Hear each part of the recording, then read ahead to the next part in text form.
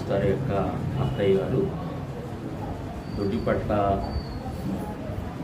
గజలక్ష్మి గారు వారు ప్రభునందు నిద్రించారు. మంగళవారం సాయంకాలం 11:06 వారి ప్రభునందు నిద్రించారు. కనుక మరి సమయంలో వారి యొక్క సతీమణి గారు శ్రీవల్లి గారు ఈ చిన్న జ్ఞాపకార్థ కూడికను వారు ఏర్పాటు చేశారు.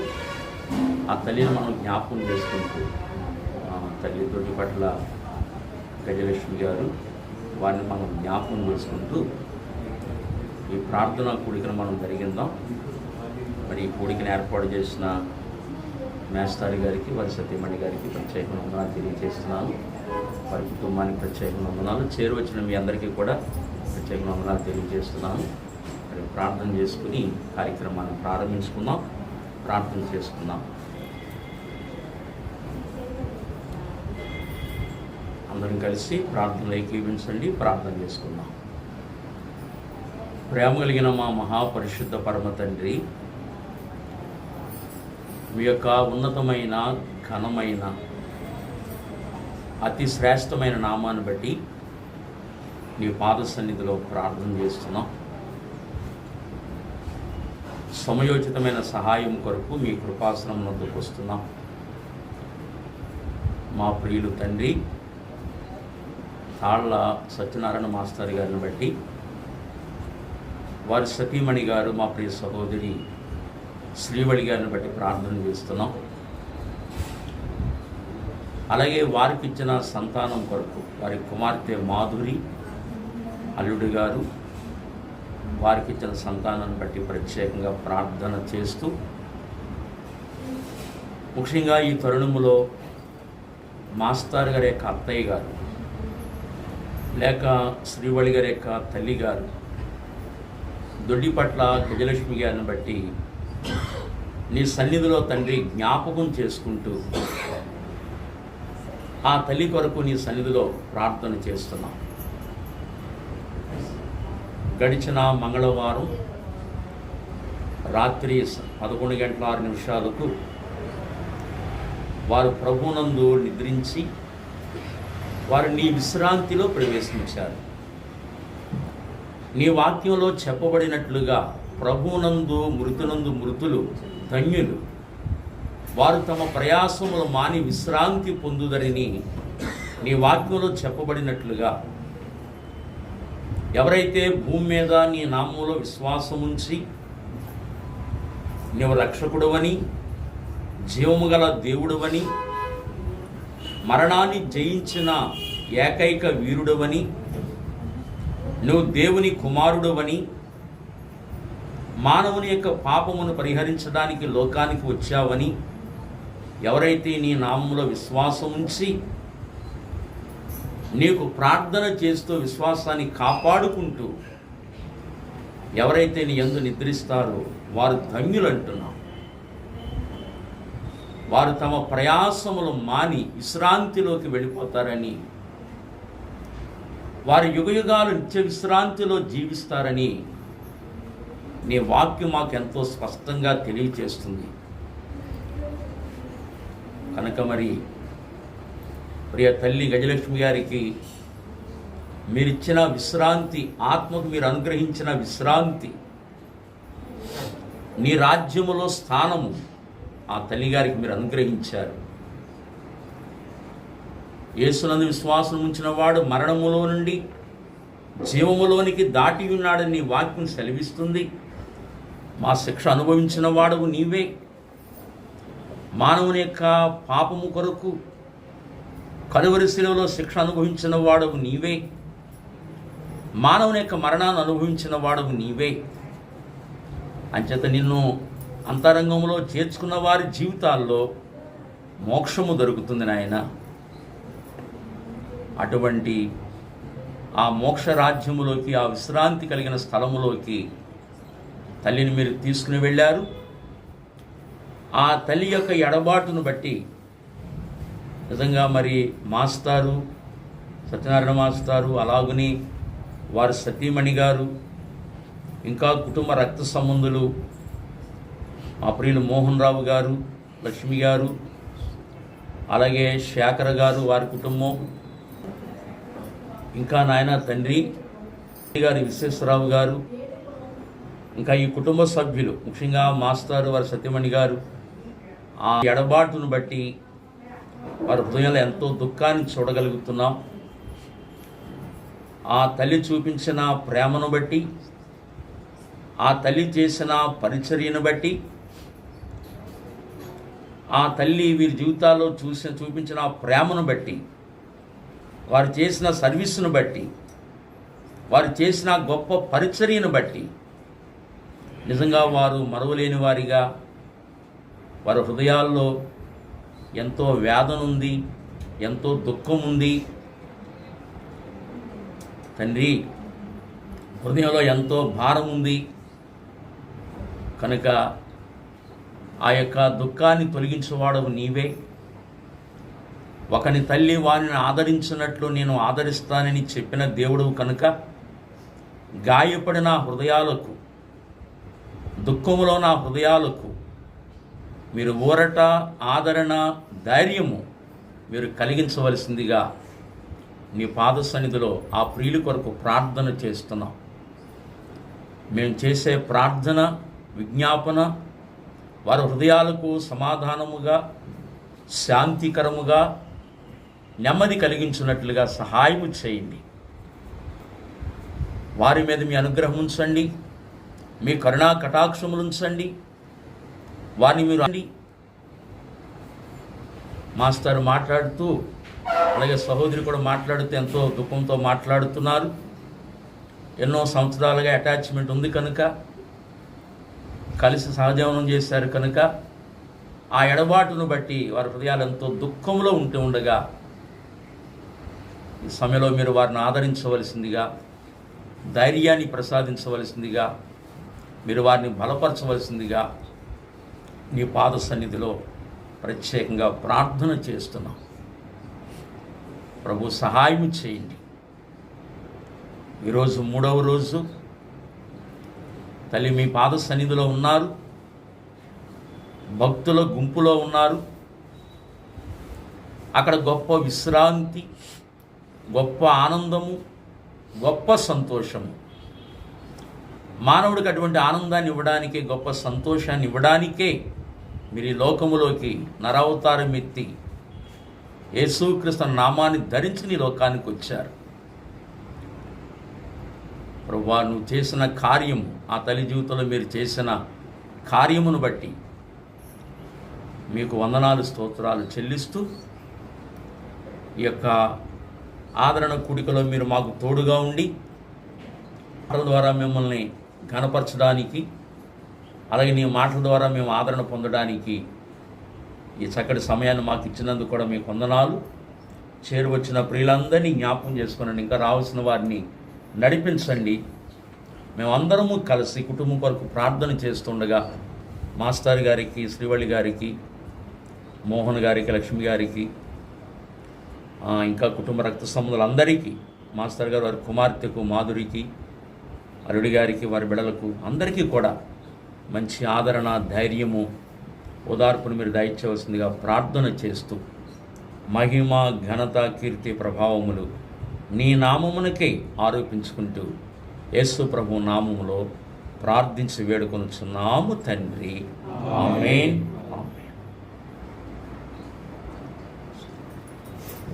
ఒకటి రెండు పాటలు పాడుకుని మనం ప్రభుని స్తుతించుకుని దేవుని మాటలు జ్ఞాపకం చేసుకుందాం.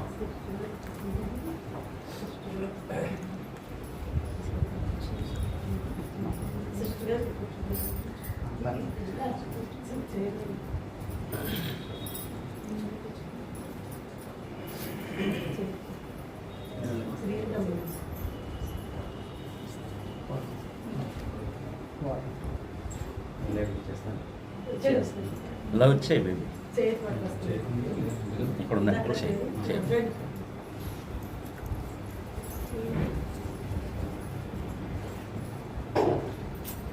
164 పాట పాడుకున్నామండి. 164 పాట.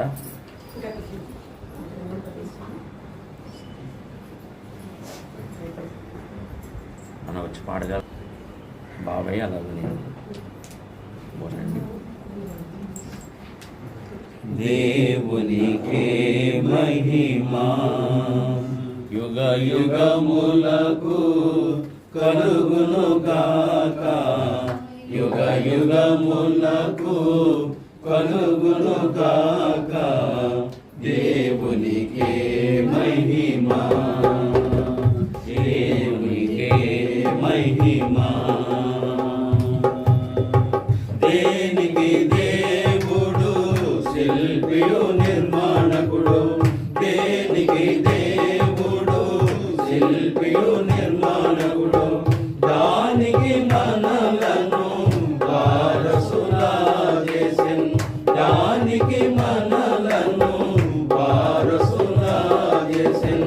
వందనములను చెల్లింతుము, వందనములను చెల్లింతుము. దేవునికే మహిమా, దేవునికే మహిమా.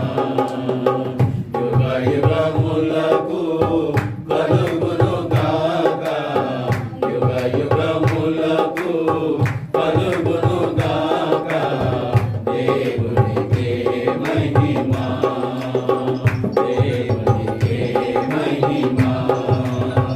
నిలవరమైనది మనకిల లేదని, నిలవరమైనది మనకిల లేదని.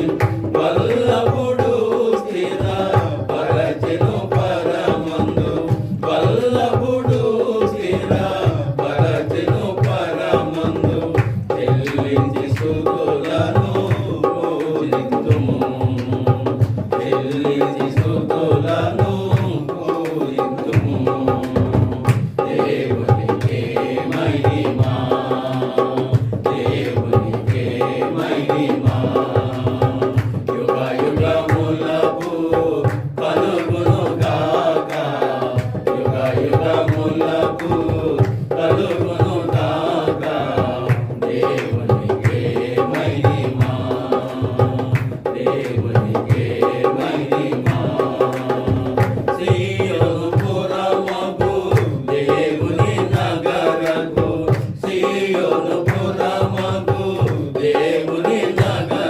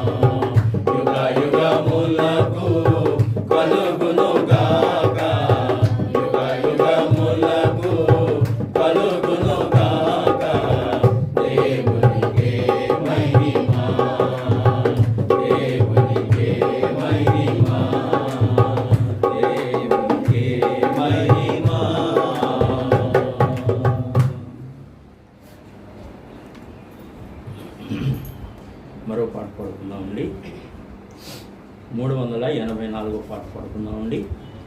పాత పుస్తకాల్లో 331, కొత్త పుస్తకాల్లో 384.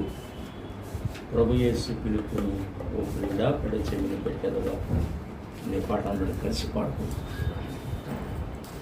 ప్రభు యేసు పిలుపును ఓ ప్రియుడా పెడచెవిని పెట్టెదవా, తీర్మానము చేయకనే వెళ్ళెదవా ప్రభు సన్నిధిలో నుండి, తీర్మానము చేయకనే వెళ్ళెదవా ప్రభు సన్నిధిలో నుండి. లేత వయసు నడి ప్రాయమును గతించిపోవునవి, లేత వయసు నడి ప్రాయమును గతించిపోవునవి.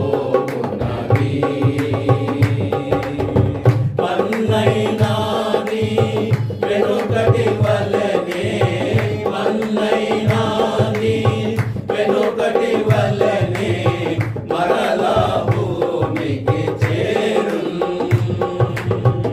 ఆత్మదాని దయచేసిన, ఆత్మదాని దయచేసిన దేవుని యొద్దకు పోవును.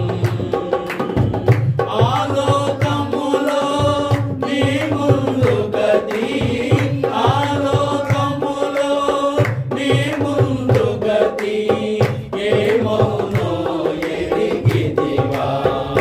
ప్రభు యేసు పిలుపును ఓ ప్రియుడా పెడచెవిని పెట్టెదవా, తీర్మానము చేయకనే వెళ్ళెదవా ప్రభు సన్నిధిలో నుండి, తీర్మానము చేయకనే వెళ్ళెదవా ప్రభు సన్నిధిలో నుండి.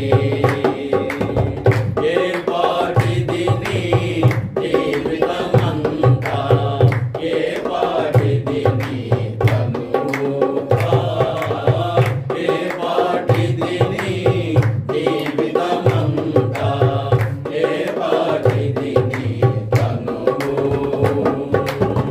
గడ్డి పువ్వుతో సమమిది ఏరా, గడ్డి పువ్వుతో సమమిది ఏరా, అది ఏ నీ జీవితము. అంతలోన మాయమాగు, అంతలోన మాయమాగు, వింత బుడగయగారా.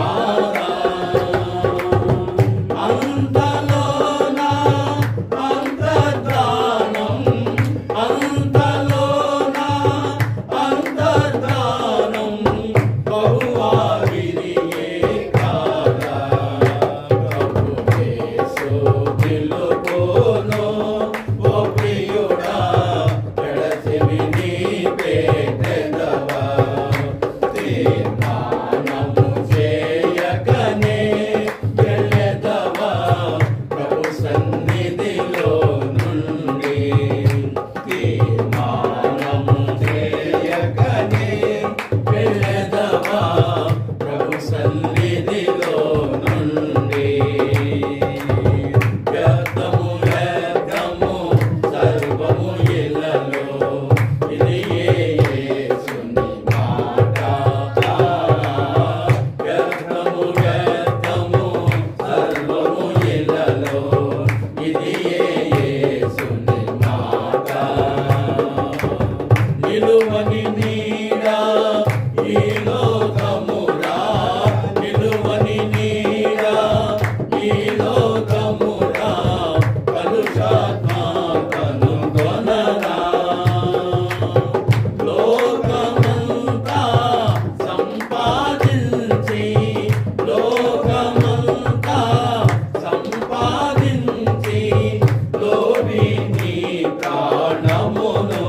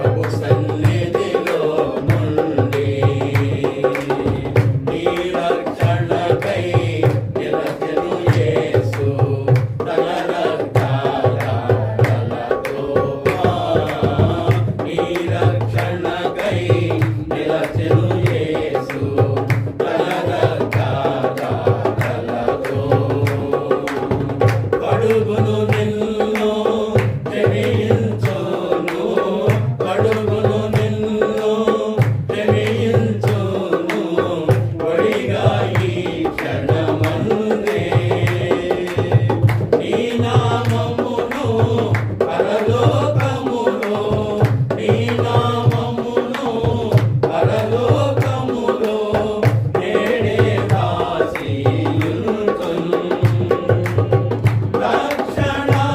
రక్షణానందముతో నిపుడే రక్షణానందముతో నిపుడే రంజిల్లెదవో ప్రియుడా ప్రభు యేసు పిలుపును ఓ ప్రియుడా విడచివి నీ పెట్టెదవా తీర్మానము చేయకనే వెళ్ళెదవా ప్రభు సన్నిధిలో నుండి తీర్మానము చేయకనే వెళ్ళెదవా ప్రభు సన్నిధిలో నుండి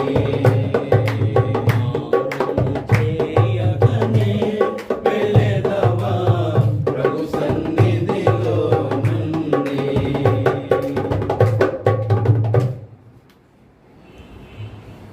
మంచిదండి.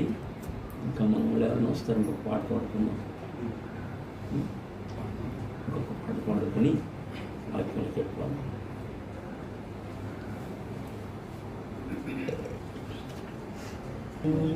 యేసు ప్రభువే గాక వసుధలో రక్షకుడే లేడు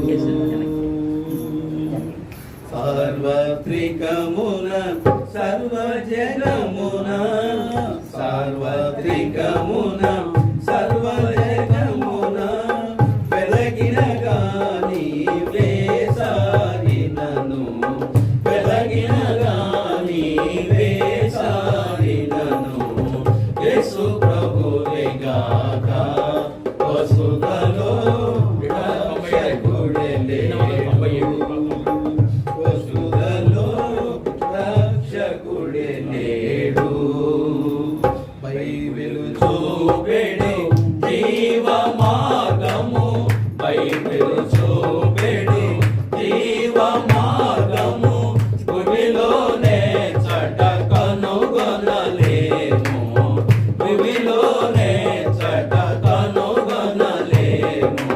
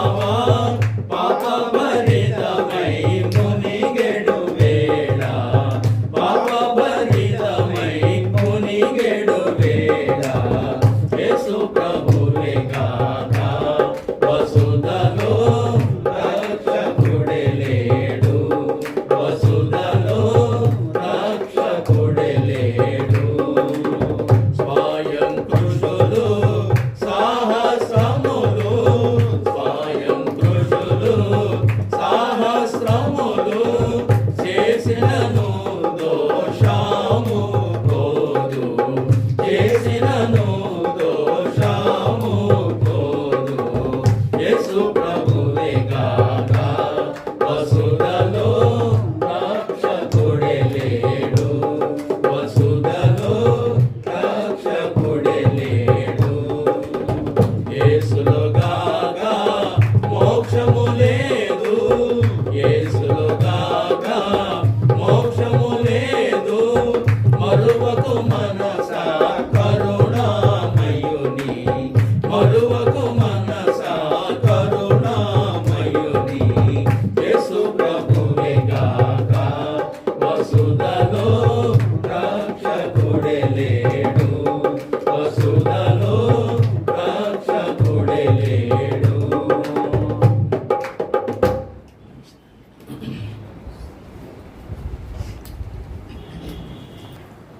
మరి మోహన్ రావు గారు చిన్న ప్రార్థన చేస్తారు. ప్రార్థన చేసుకున్న తర్వాత వాక్యాన్ని విందాం. చిన్న మాట ప్రార్థన చేసుకుందాం. ప్రార్థన చేసుకున్నామండి. గత ప్రభు దినం నుండి మరొక నూతన దినంలో మీరు ప్రవేశపెట్టి ఉదయకాలం నుండి ఇంతవరకు ప్రేమించి ఈ సమయంలో మీ యొక్క సన్నిధిలో మమ్మల్ని కూర్చొనిపెట్టి మీ నామాన్ని పాటల ద్వారా మహిమపరచడానికి మీరు సహాయపడుతూ వచ్చినందుకు వందనాలు, స్తోత్రాలు చెల్లిస్తున్నాము.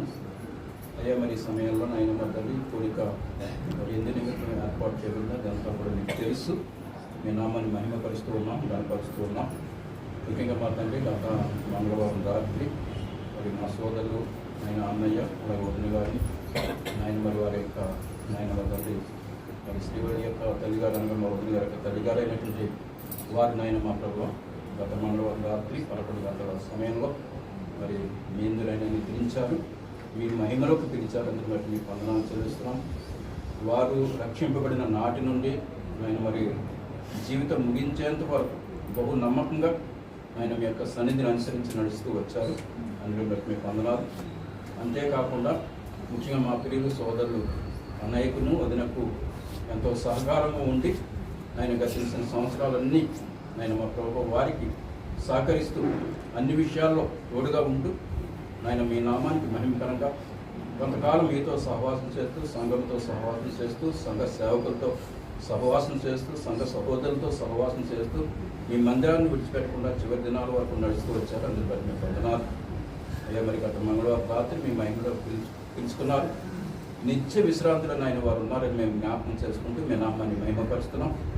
ఈ సమయంలో నాయన మా తండ్రి మరి కుడి వచ్చిన మీ దాసులు మా ప్రియులు శ్రీపాల్ గారి యొక్క కుటుంబాన్ని బట్టి, మరి తల్లి గారిని బట్టి, వారి సత్యమణి గారి అష్టమి గారిని బట్టి, అలాగే నాయన వారి సోదరులు భూషణ్ గారిని బట్టి, అలాగే రామకృష్ణ గారిని బట్టి మా మధ్యలో ఉండడానికి మీరు కృప చేస్తారు.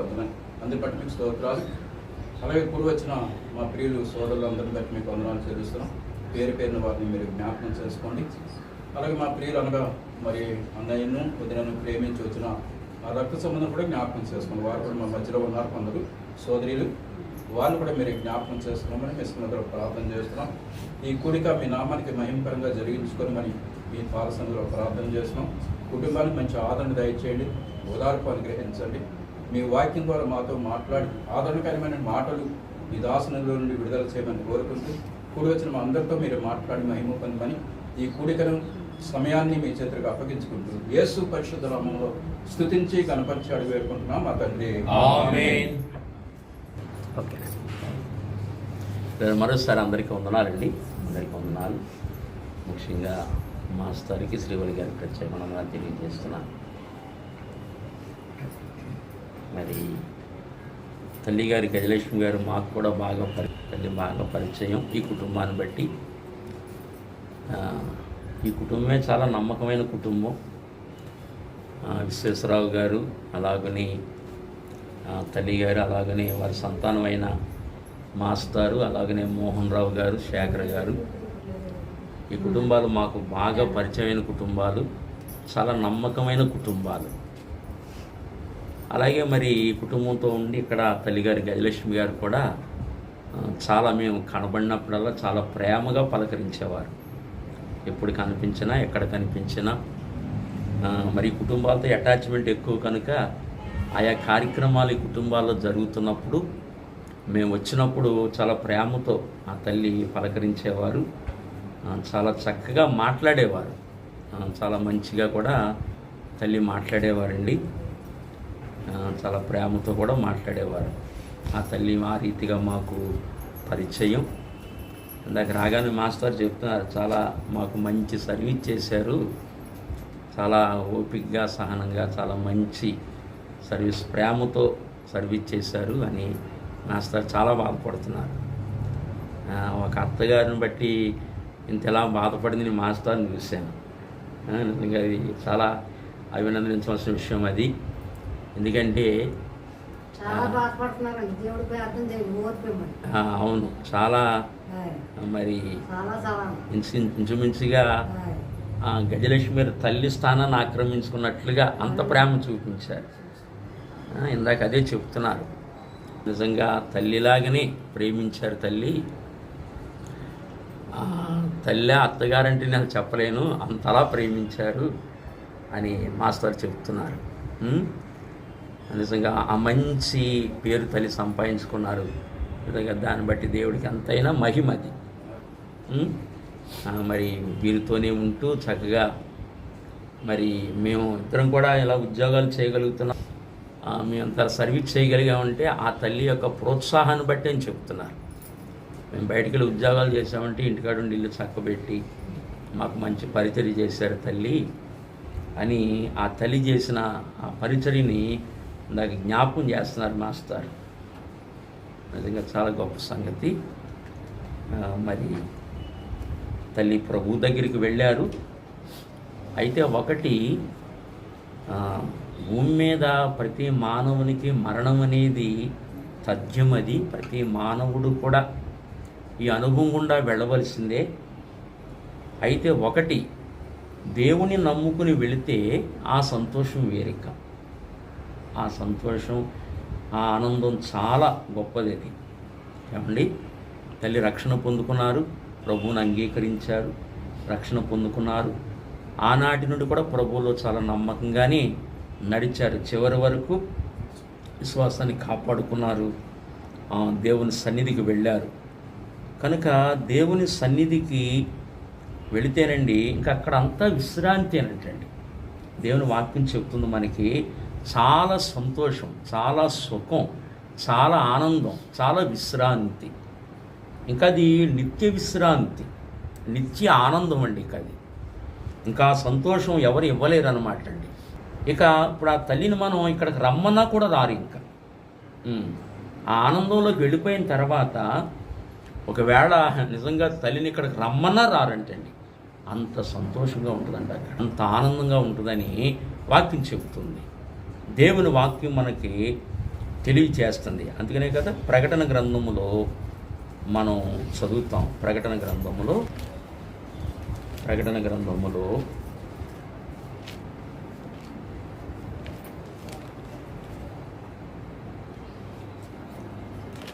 ప్రకటన 14:13లో అంతటా ఇప్పటి నుండి ప్రభువునందు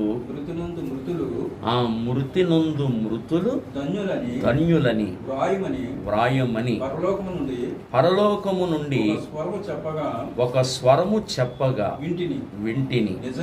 నిజమే, వారు తమ ప్రయాసములు మాని విశ్రాంతి పొందుదురు. సరే, తమ ప్రయాసములు మాని వాళ్ళు ఏం పొందుకుంటారంటే ఆ విశ్రాంతి పొందుకుంటారంటే వాళ్ళు తమ ప్రయాసములు మాని. ఈ శరీరంలో ఉండగా మానవుడికి చాలా ప్రయాస ఉందండి. ఈ లోకంలో ఉండగా చాలా ప్రయాస ఉంది మానవుడికి. ఏమండి, శరీరంలో అనారోగ్యాలు, తర్వాత లోకంలో అనేక భారాలు, అనేకమైన పరిస్థితులు లోకంలో ఉంటాయి. మానవుడికి విశ్రాంతి లేని పరిస్థితి లోకంలో ఉంది. మరి మేడ మిద్దులున్నా, కోట్ల రూపాయల ఆస్తులున్నా, వెండి బంగారు ఉన్నా మానవుడికి వాళ్ళ శాంతి లేదు, నెమ్మది లేదు. ఏమండి, కనుక మానవుడికి నెమ్మదినిచ్చేది ఎవరంటే దేవుడే నెమ్మదినిచ్చేవాడు, దేవుడే మనకి విశ్రాంతినిచ్చే దేవుడు. కనుక ఈ లోకాన్ని విడిచిన తర్వాత దేవుని దగ్గరికి వెళ్ళిన వాళ్ళకి గొప్ప విశ్రాంతి ఉంటుందని వాక్యం మనకి తెలియజేస్తుంది. లేఖనంలో అదే చెప్పాడు, ప్రభువునందు మృతినందు మృతులు ధన్యులు. ప్రభువునందుండి ఈ లోకాన్ని విడిచిపెట్టిన వారు చాలా ధన్యులు అంటున్న వాళ్ళు. ఎందుకు ధన్యులంటే వారు తమ ప్రయాసమును మానిలోకి వెళ్ళిపోతున్నారు. గొప్ప విశ్రాంతిలోకి, గొప్ప ఆనందములోకి వారు వెళ్ళిపోతున్నారు. భక్తులు ఆనందిస్తూ ఉంటారు, సంతోషిస్తూ ఉంటారు, చాలా ఉంటారు. ఏమండి, ఆ గుంపులో ఆనందిస్తూ వారితో ఇక యుగ యుగాలు ఇస్తారు. ఇక అక్కడ వారికి ఏమి లేదంటే మరణం అనేది ఇక లేదు. ఇక మరణం అనేదే లేదు వాళ్ళకి.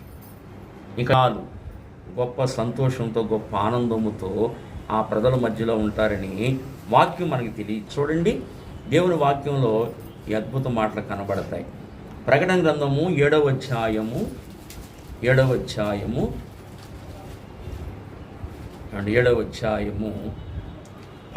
వచనం కానించి మనం చదివితే తెలుస్తుంది.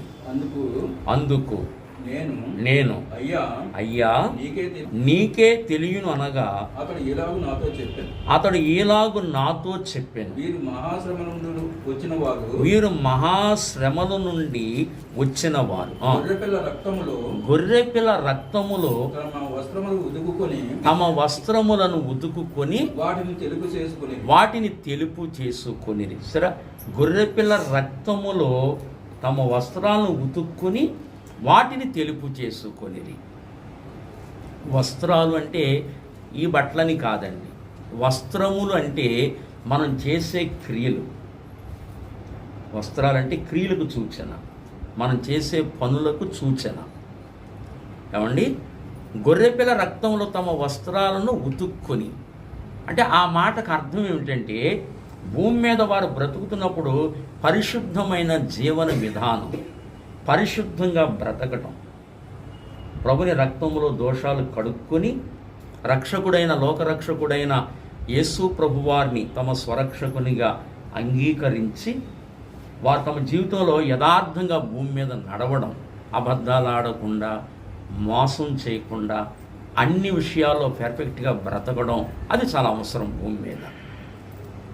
అందరితో మంచిగా జీవించడం, నమ్మకంగా జీవించడం, ఎలాంటి అపవిత్రతకి చోటు ఇవ్వకుండా, ఎలాంటి కళంకానికి చోటు ఇవ్వకుండా అలాగ భూమి మీద పవిత్రంగా జీవించడమే అది పరిశుద్ధమైన జీవితం. యేసు ప్రభువుని నమ్ముకున్న తర్వాత వారు తమ వస్త్రాలను ఉతుక్కొని వాటిని తెలుపు చేసుకొని అని చెప్పేమన్నాడు. అందువలన సరే, ఎప్పుడైతే యేసు ప్రభు రక్తములో జన్మకర్మ పాపములు కడుక్కొని ఆయన ఎదుట ఎప్పుడైతే నమ్మకంగా చివరి వరకు భూమి మీద జీవించారో ఆ కారణాన్ని బట్టి అందువలన వారు దేవుని సింహాసనం ఎదుట ఉండి సరే, వాడు దేవుని సింహాసనం ఎదుట ఉండి రాత్రింబగళ్ళు తన ఆలయములో అది ఆయనను సేవించుచున్నారు. సింహాసనాసీనుడైన వాడు తానే తన గుడారము వారి మీద కప్పును. తన గుడారం అంటే వారి మీద కప్పుతాడట. ఏమండి, ఇక తర్వాత వారికి చూడండి, వారికి ఇక మీదట ఆకలి అయినను దాహమైనను ఉండదు. ఆకలైనను దాహమైన ఉండదండి. అక్కడ ఆకలి ఉండదు, దాహం ఉండదని కాదు. మళ్ళీ ప్రభు వచ్చినప్పుడు మధ్యాకాశంలో పెళ్లి విందు ఉంది. మళ్ళీ పెళ్లి విందు తినాలి అక్కడ. మనం ఆకలి ఉండదు, దాహం ఉండదు, తిండి ఉండదని కాదు అక్కడ. మళ్ళీ పరలోక రాజ్యములో కూడా ఈ ఏర్పాట్లు ఉంటాయి. మళ్ళీ అక్కడ మళ్ళీ తినే ఏర్పాట్లు ఇవన్నీ కూడా మళ్ళీ అక్కడ కూడా ఉన్నాయి.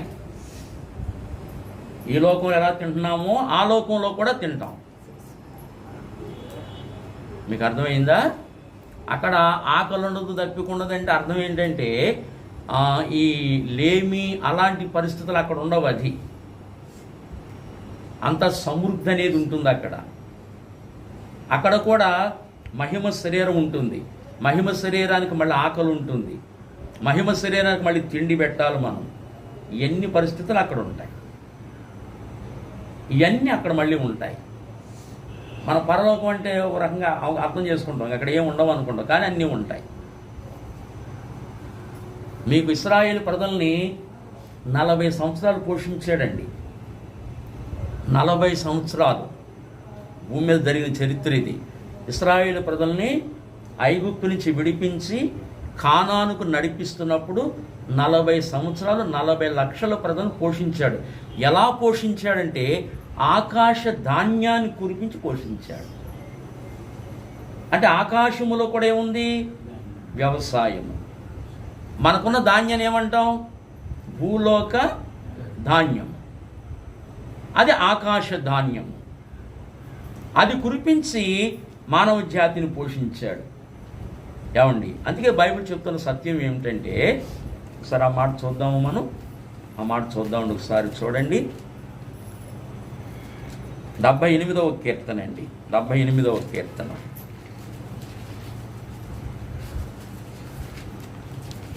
78వ కీర్తనలో చూడండి, ఈ మాట చదువుదామా? 22 కాడి నుంచి మనం చదువుదామండి. 78, 22 కాడి నుంచి. వారు దేవుని యందు విశ్వాసము ఉంచకపోయిరి. ఆయన దయచేసిన రక్షణ యందు అది నమ్మిక ఉంచలేదు. అయినను ఆయన అది వాళ్ళు దేవుని రక్షణ విశ్వాసం ఉంచలేదు, దేవుని సరిగా వెంబడించలేదు. అయినా కూడా దేవుడు ఏం చేశాడు? వాళ్ళకి పైనుండి ఆకాశానికి పైన ఆకాశములకు ఆయన ఆజ్ఞాపించాడు. తర్వాత అది అంతరిక్ష ద్వారములను తెరచాను. అంతరిక్ష ద్వారాలు తెరిచాడంటండి. ఏమండి?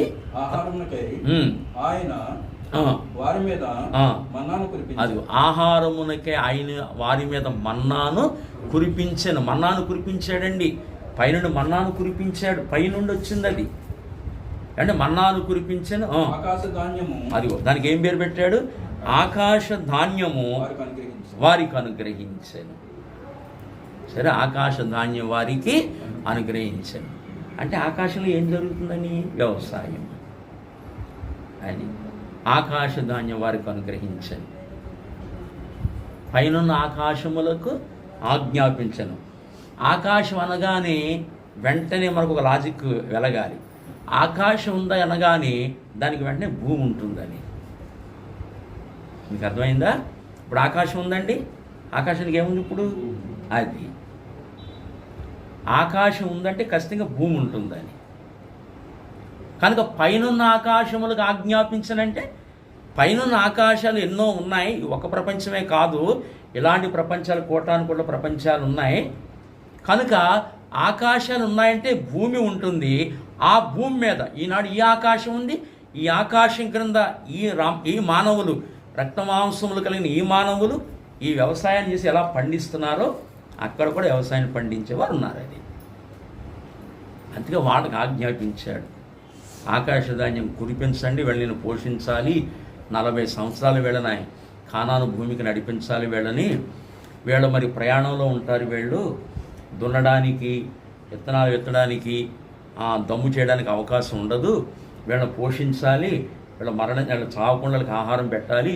కనుక మీరే ఊడ్చి పండించి వీళ్ళకి సరిపడా ఆహారం కురిపించండి అని వాళ్ళకి ఆజ్ఞాపించాడు.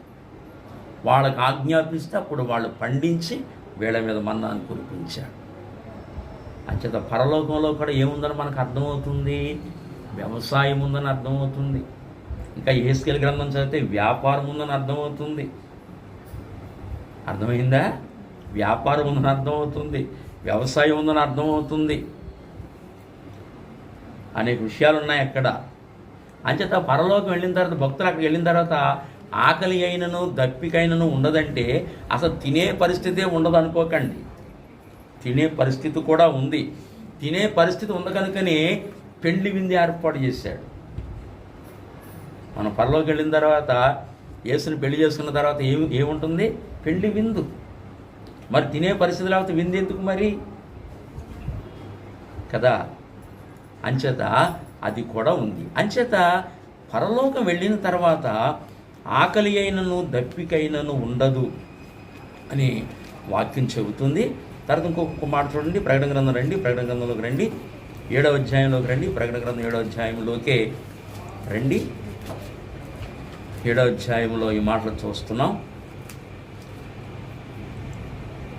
16 వచ్చినామండి, 7:16. వారికి ఇక మీదట ఆకలి అయినను దాహమైనను ఉండదు. ఆకలి అయిన దాహమైనను ఉండదు. సూర్యుని ఎండ అయినను, అదిగో సూర్యుని ఎండ అయినను, ఏ వడగాలి అయినను వారికి తగులదు. అదిగో సూర్యుని ఎండైనను, ఏ వడగాలి. ఆ తర్వాత వడగాలైన వారికి ఉండదండి. ఈ సూర్యుడు అక్కడే ఉండడండి, ఈ వడగాలి అక్కడే ఉండదు.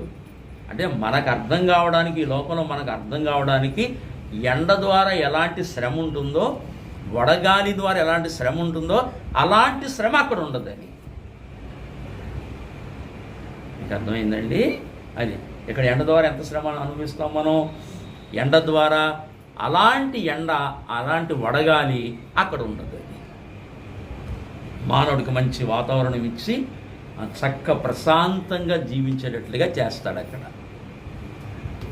వడగాలి కానీ, సూర్యుని వేడి కానీ, వడగాలి కానీ, అంటే సూర్యుని వేడి ద్వారా, వడగాలి ద్వారా ఇక్కడ మన శరీరానికి ఎలాంటి ఇబ్బంది, ఎలాంటి శ్రమ, ఎలాంటి కష్టము ఎక్కడ ఉంటుందో ఇలాంటి స్థితిగతులు అక్కడ ఉండవు అని వాక్యం మనకు నేర్పిస్తుంది. అది ఇలాంటి పరిస్థితులు అక్కడ ఉండవు, అంతా ప్రశాంతత అన్నమాట. శ్రీవల్లి గారు అలాంటి స్థానంలోకి వెళ్ళిపోయారు. అది అందుకే మనం సరే గజలక్ష్మి గారు అలాంటి స్థానంలోకి వెళ్ళిపోయారు, అలా ఉన్నత స్థానంలోకి వెళ్ళిపోయారు. మీకు అర్థమవుతుందా? అంచేత ఆ తల్లిగారి గురించి మనం దుఃఖపడొద్దు. ఇంకా ఇంతకంటే మంచి శ్రేష్టమైన స్థానంలోకి వెళ్ళిపోయారు. ఇంక ఇది పాడు లోకం, ఇది ఈ లోకం అంత యోగ్యమైనది కాదు. ఇది లోకాధికారి సైతాన్ని పరిపాలిస్తున్న లోకం, ఇది నీతి న్యాయము లేని లోకం, ఇది కలుషితమైపోయిన లోకం. కానీ అవతల లోకం ఎలాంటిదంటే చాలా ఉన్నతమైన లోకం అది. ఏమండి, అలాంటి లోకం తల్లి గజలక్ష్మి గారు, తల్లి గారు అలాంటి రాజ్యంలోకి వెళ్ళారు. అందుకని అక్కడ వారికి ఇక మీదట ఆకలి అయినను దాహమైనను ఉండదు, సూర్యుని ఎండైనను ఏ వడగాలి అయినను వారికి తగలదు. వేల అనగా ఎందుకంటే సింహాసన మధ్యమందుండు గొర్రె పిల్ల వారికి కాపరి అయి జీవజలముల మొగ్గ ఎద్దుకు వారిని నడిపించను. దేవుడే వారి కన్ను ప్రతి బాష్ప బిందువును తుడిచివేయును. దేవుడే వారి కన్నుల నుండి ప్రతి బాష్ప బిందువుని తుడిచివేస్తాడటండి. ఇంకా అక్కడ దుఃఖం అనేది ఉండదు, వ్యాధి కష్టం అనేది ఉండదు. ఎంతో నెమ్మది, శాంతి, సమాధానము అక్కడ ఉంటుందన్న సత్యాన్ని మనం అలాంటి విశ్రాంతి కలిగిన స్థలములోకి తల్లి గజలక్ష్మి గారు వెళ్ళారు. కనుక మనం ఎవరం కూడా ఇంకా తల్లిని బట్టి దుఃఖించకుండా ధైర్యంగా ఉండాలని దేవుని వాక్యం మనకి తెలియజేస్తుంది. కనుక ప్రభునందు పిల్లారా, మరి దేవుని వాక్యములో నుండి అలాంటి విశ్రాంతిలోకి తల్లి వెళ్ళారు. కనుక మనం ధైర్యంగా ఉందాం. కనుక దేవుని వాక్యం ఏం తెలియజేస్తుందంటే, నేను ఒక 3 విషయాలు జ్ఞాపకం చేసి నేను క్లుప్తంగా చెప్పి ముగించేస్తాను. నేను కొన్ని విషయాలు జ్ఞాపకం చేస్తాను. బైబిల్ గ్రంథంలో మీరు చూస్తే యోబు గ్రంథం అండి, ఒక 3 ప్రశ్నలకు సమాధానం చెప్పుకుందాం. యోబు గ్రంథము 14వ అధ్యాయం 14వ వచనము, 14. యోబు గ్రంథం అండి 14. మరణమైన తరువాత నరులు బ్రతుకుదురా? ఇదొక ప్రశ్న అండి, ఇది మొదటి ప్రశ్న. చెప్పండి, మరణమైన తర్వాత నరులు బ్రతుకుదురా? చెప్పండి, బ్రతుకుతారా బ్రతకరా? చెప్పండి నాగేశ్వరరావు గారు, మరణమైన తర్వాత నరులు బ్రతుకుతారా బ్రతకరా? 3 ప్రశ్నలు వేసుకుందామే. 3 ప్రశ్నలకు సమాధానం చెప్పుకుందాం. 1, మరణమైన తర్వాత నరులు బ్రతుకుదురా? అదొక ప్రశ్న. 2వ ప్రశ్న ఏదనగా, 2వ ప్రశ్న కొరింథీయులకు రాసిన మొదటి పత్రిక 15వ అధ్యాయము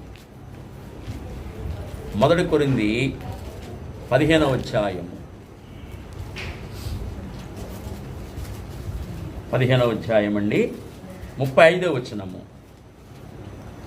రెండవ ప్రశ్న. అయితే మృతులు ఎలాగూ లేతురు? రెండవ ప్రశ్న, అయితే మృతులు యాలాగు లేతురు. ఇది రెండవ ప్రశ్న.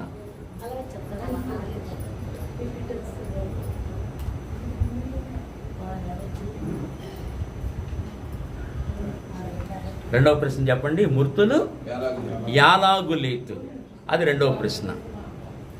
మూడవ ప్రశ్న అందులోనే ఉంది 35వ వచనంలో, వారు ఎట్టి శరీరముతో ఒత్తురు, అది మూడవ ప్రశ్న. సరే, 3 ప్రశ్నలు మనకి ఇక్కడ కనబడుతున్నాయి. మొదటి ప్రశ్న ఏమో మరణమైన తర్వాత నరులు బ్రతుకుదురా, అది మొదటి ప్రశ్న. రెండవ ప్రశ్న ఏమో మృతులు యాలాగు లేతురు, అది రెండవ ప్రశ్న. మూడవ ప్రశ్న, వారు ఎట్టి శరీరముతో వస్తారు. 3 ప్రశ్నలు. మొదటి ప్రశ్న మనం జ్ఞాపకం చేసుకున్నాం. మరణమైన తర్వాత నరులు బ్రతుకుతారా అంటే మనకి బైబిల్ బోధిస్తుంది నరులు బ్రతుకుతారని చెబుతుంది. నరులు బ్రతుకుతారు. ఎలా బ్రతుకుతారు అంటే దేవుని వాక్యం చెబుతుంది. ఎలా బ్రతుకుతారంటే ఇదే చూడండి, కొరింథీయులకు రాసిన పత్రిక 15వ అధ్యాయము 23వ వచనంలో చెప్పాడు. 23లో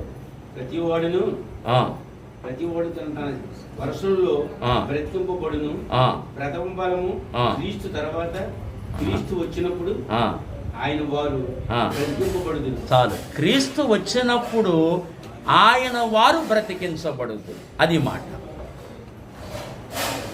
నరులు బ్రతుకుతారా అంటే బ్రతుకుతారు. ఎప్పుడు బ్రతుకుతారు?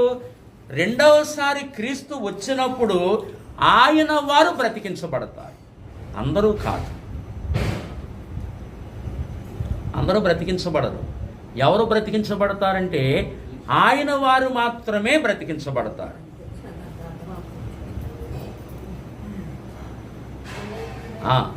ఎవరెవరు బ్రతికించబడతారండి? ఆయన వారు మాత్రమే. ఎందుకని? న్యాయంగా మనం ఆలోచించాలి, చాలా న్యాయంగా ఆలోచించాలి. పాస్టర్ గారు అదేంటండి, ఈ లోకంలో చాలా నామాలు ఉండగా, చాలామంది దేవుళ్ళు ఉండగా మీరు చాలా స్వార్థంతో మాట్లాడుతున్నారు, మీరు పక్షపాతంతో మాట్లాడుతున్నారు. క్రీస్తు ఒక్కడే దేవుడా, ఆయన ఒక్కడే బ్రతికించగలడంటే అవును, ఎస్, ఒక్కడే బ్రతికించగలడు. ఎందుకో చెప్పనా? ఆయన మాత్రమే అక్షయుడు. ఆయన ఒక్కడే అక్షయుడు, ఇంకెవరు కూడా అక్షయులు కారు. ఎవరిలో కూడా శాశ్వత జీవము లేదు. జీవము కలిగిన వాడు యేసు ప్రభు ఒక్కడే, ఇంకెవరు జీవము కలిగిన వారు కారు లోకములో. ఆయన ఒక్కడ మాత్రమే బ్రతికించగలడు మానవుడిని, అది ఇంకెవరి వల్ల కాదు. అందుకే మనకి బైబిల్ చెప్తున్న సత్యం ఏమిటంటే, బైబిల్ చెప్తున్న సత్యము మీరు చూడండి, ఒక మాట మీరు గమనించాలి.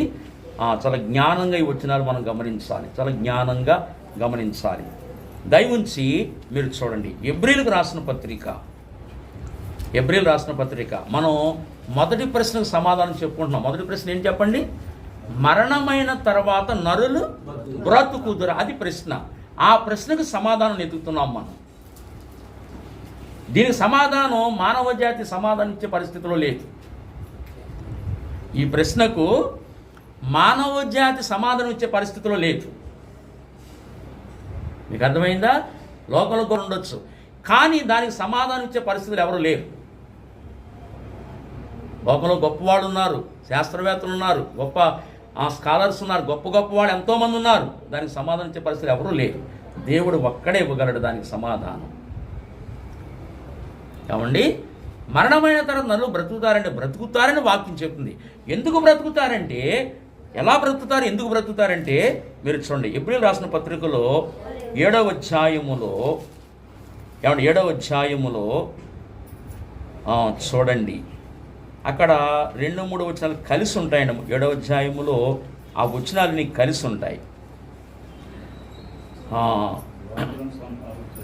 ఎక్కడికి రావాలంటే మీరు మొదటిగానే చదువుతారు ఒకసారి, లేకపోతే రాజులను సంహారము చేసి తిరిగి వచ్చుచున్న అబ్రహామును ఎవడు కలుసుకొని అతన్ని ఆశీర్వదించెనో ఎవనికి అబ్రహాము ఆ. వీటిలో 10వ వంతు ఇచ్చెనో సాల్మను రాజు ఆ షాలేము రాజును మహోన్నతుడగు దేవుని యాజకుడునైన మెల్కీసెదెకు నిరంతరము యాజకుడిగా ఉన్నాడు. అతని పేరుకు మొదట నీతికి రాజనియు తరువాత సమాధానపు రాజనియు అర్థమిచ్చునట్టి షాలేము రాజని అర్థము. అతడు తండ్రి లేనివాడును తల్లి లేనివాడును వంశావళి లేనివాడును జీవిత కాలమునకు ఆది అయినను జీవమునకు అంతమైనను లేనివాడునయుండి దేవుని కుమారుని పోలి ఉన్నాడు. ఇక్కడ ఒక మాట మనం గమనించాలండి. నాకు చూస్తారు అందరూ ఒకసారి. అబ్రహాం జీవించాడు ఈ లోకంలో. అబ్రహాం అని విశ్వాసం మూల పురుషుడు, ఆయన జీవించాడు. అబ్రహాము జీవించిన కాలములో అబ్రహాము తమ్ముడు కొడుకు లోతు ఒక పట్టణంలో నివసిస్తుండగా లోతుని, అతని భార్యని, అతను కలిగిన యావదాస్తిని కొంతమంది రాజులు వచ్చి పట్టుకెళ్ళిపోతారు. యుద్ధం చేసి కొలబెట్టుకెళ్ళిపోతారు. ఆ విషయం అబ్రహాముకి తెలిసింది. అబ్రహాముకి తెలిసిన తర్వాత అబ్రహాము ఇంట పుట్టి అలవర్చబడిన 318 మంది వాళ్ళందరినీ తీసుకుని ఆ రాజుల మీద యుద్ధం చేయడానికి వెళ్ళాడు. అబ్రహాము వెళ్ళాడు, తమ్ముడు కొడుకే లోతు వెళ్ళి వాళ్ళ మీద యుద్ధం చేసి అప్పుడు వాళ్ళందరినీ తీసుకుని ఆ ఆస్తి తన లోతు యొక్క భార్యని పిల్లలందరినీ తీసుకుని వస్తూ ఉండగా అప్పుడు సొదొమ రాజు ఎదురయ్యాడు అబ్రహాముకి. సొదొమ రాజు ఎదురయ్యాడు. ఆ తర్వాత సొదొమ రాజు ఎదురైన తర్వాత ఇంకొక రాజు ఎదురయ్యాడు, షాలేము రాజు ఎదురయ్యాడు. షాలేము రాజు ఎదురయ్యాడు. ఈ షాలేము రాజు ఎవరంటే ఆ దినాలలో షాలేము అనే పట్టణానికి రాజు అతను. అంత మాత్రమే కాదు, దేవునికి కూడా యాజకుడు. యాజకుడు షాలేము పట్టణానికి రాజు కూడా ఆ దినాల్లో జీవించాడు. అప్పుడు అబ్రహాము వస్తూ ఉండగా అబ్రహాముకి రొట్టె ద్రాక్షరసం ఇచ్చాడు. అబ్రహాముకి అంటే భవిష్యత్తులో మనం ప్రతి ఆదివారం బలలో పాల్గొంటాం కదా, ఆ కార్యాన్ని చేస్తున్నాడు. అక్కడ ప్రవచనం చెబుతున్నాడు. అబ్రహాముకి ఏమిచ్చాడు? రొట్టె రసం ఇచ్చాడు. అప్పుడు అబ్రహాం ఏం చేశాడంటే ఆ ఆస్తి పట్టుకొస్తున్నాడు కదా, అందులో 10వ వంతు అతనికి ఇచ్చాడు. అప్పుడు ఆశీర్వదించాడు. మీకు అర్థమైందా? అప్పుడు అతని పేరేంటో చెప్పనా? మెల్కీసెదెకు అతని పేరు. ఈ పేరు ఆయన పేరేంటి? మెల్కీసెదెకు ఆయన పేరు. షాలేము పట్టణానికి రాజు, యాజకుడు కూడా. అతనికి మెల్కీసెదెకు అనే యాజకుడు అతను. ఏమండి, ఇప్పుడు అతను ఎలాంటి వాడంటే అతని గురించి చెప్పింది లేఖనం పరిచయం చేస్తుంది. అతడు తండ్రి లేనివాడు, 2 తల్లి లేనివాడు, 3 వంశావళి లేనివాడు, 4 జీవిత కాలానికి ఆది గాని జీవానికి అంతము గాని లేనివాడై దేవుని కుమారుని పోలి ఉన్నాడు. అదే దేవుని కుమారుని పోలి ఉన్నాడు. ఎందుకు ఎవరు అనుకున్నారని? యేసుప్రభువే. యేసుప్రభు చాలాసార్లు భూమి మీదకి వచ్చాడు. ఆ శరీరం ధరించి మరీ తనుడిగా ఒకసారి రావడం కాదు, చాలాసార్లు భూమి మీదకి వచ్చాడు ఆయన ఆయా కార్యాలు కొరకు. మీకు అర్థమైందండి? ఆయా కార్యార్థమై చాలాసార్లు భూమి మీదకి వచ్చాడు. ఇదిగో అబ్రహాం దగ్గర ఒకసారి వచ్చాడు, మెల్కీసెదెకుగా, షాలేము పట్టణానికి రాజుగా, ఆ దినాల్లో దేవునికి యాజకుడిగా వచ్చాడు. అప్పుడు అడిగాడు, బాబు మీ తండ్రి ఎవరని అడిగారు. అంటే తండ్రి లేడండి అని చెప్పాను. సరే తండ్రి చనిపోయాడేమో అనుకున్నారు. మీ తల్లి ఎవరని అడిగారు. తల్లి కూడా లేదండి అని చెప్పాడు. అరే తల్లిదండ్రి లేరా? సర్లే అనుకున్నారు. ఎందుకు మీ వంశం ఏంటని అడిగితే వంశం కూడా లేదని చెప్పాడు. ఏమీ లేదు. మరి ఎవరతను? దేవుడే. ఎవరిని పోలినవాడు? దేవుని కుమారుడు అంటే దేవుడే. నేను చెప్పండి, ఇప్పుడు అతని జీవానికి ఏమి లేదు, ఏమి లేదు, అంతము లేదది.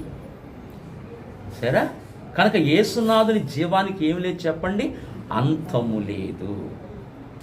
అంచేత మరణమైన తర్వాత నరులు బ్రతుకుతురా అంటే ఖచ్చితంగా బ్రతుకుతారు. ఎప్పుడు? క్రీస్తు రెండవసారి వచ్చినప్పుడు ఆయన వారు బ్రతికించబడతారు. రెండవసారి వస్తాడండి ఆయన. మొదటిసారి వస్తాడని చెప్పాడు, మొదటిసారి వచ్చేసాడు, మొదటిసారి వస్తాడని దేవుని వాక్యం చెప్పింది, లేఖనాలు చెప్పినవి, అనేక ప్రవచనాలు చెప్పినవి. లోకానికి వచ్చేసాడు, కలువరి శిలువలో మరణించాడు, పరలోకం వెళ్ళిపోయాడు. రెండవసారి ఇప్పుడు ఆయన నమ్ముకున్న వారిని తీసుకెళ్ళటానికి రెండవసారి వస్తాడు. అందుకని మరణమైన తర్వాత నరులు బ్రతుకుతారంటే నరులు బ్రతుకుతారు. ఎలా బ్రతుకుతారంటే ఇదిగో అక్షయుడు ఈయన, అంటే అంతము లేనివాడు, జీవానికి అంతము లేనివాడు. ఈయన్నే, ఈ అంతము లేనివాడిని తల్లి గజలక్ష్మి గారు అంగీకరించారు. అందుకే ఆ తల్లికి ఇంకేమీ లేదు, మరణము లేదు. అది ఎప్పుడు బ్రతికించబడద్దు ఆవిడి అంటే తల్లి ఆయన వచ్చినప్పుడు బ్రతికించబడింది.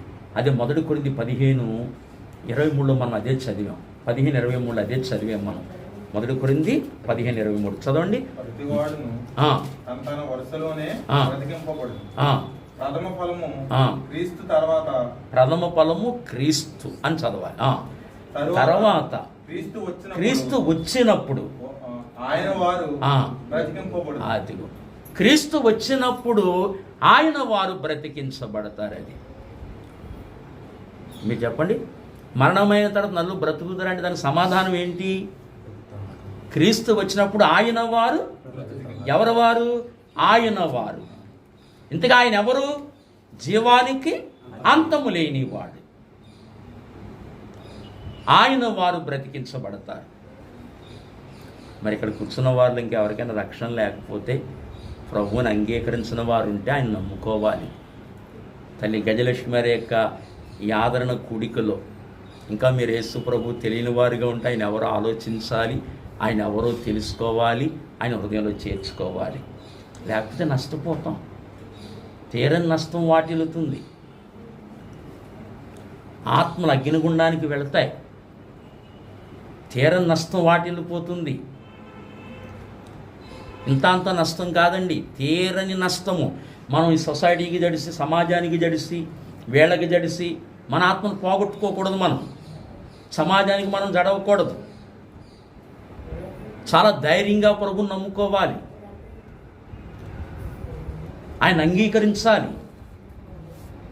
సమాజానికి మనం జడవకూడదు. సమాజం మనకు మేలు చేయదు. మనకు మేలు చేయవాడు ఎవరంటే లోకరక్షకుడైన యేసు ప్రభువారు. ఆయన అంగీకరించాలి.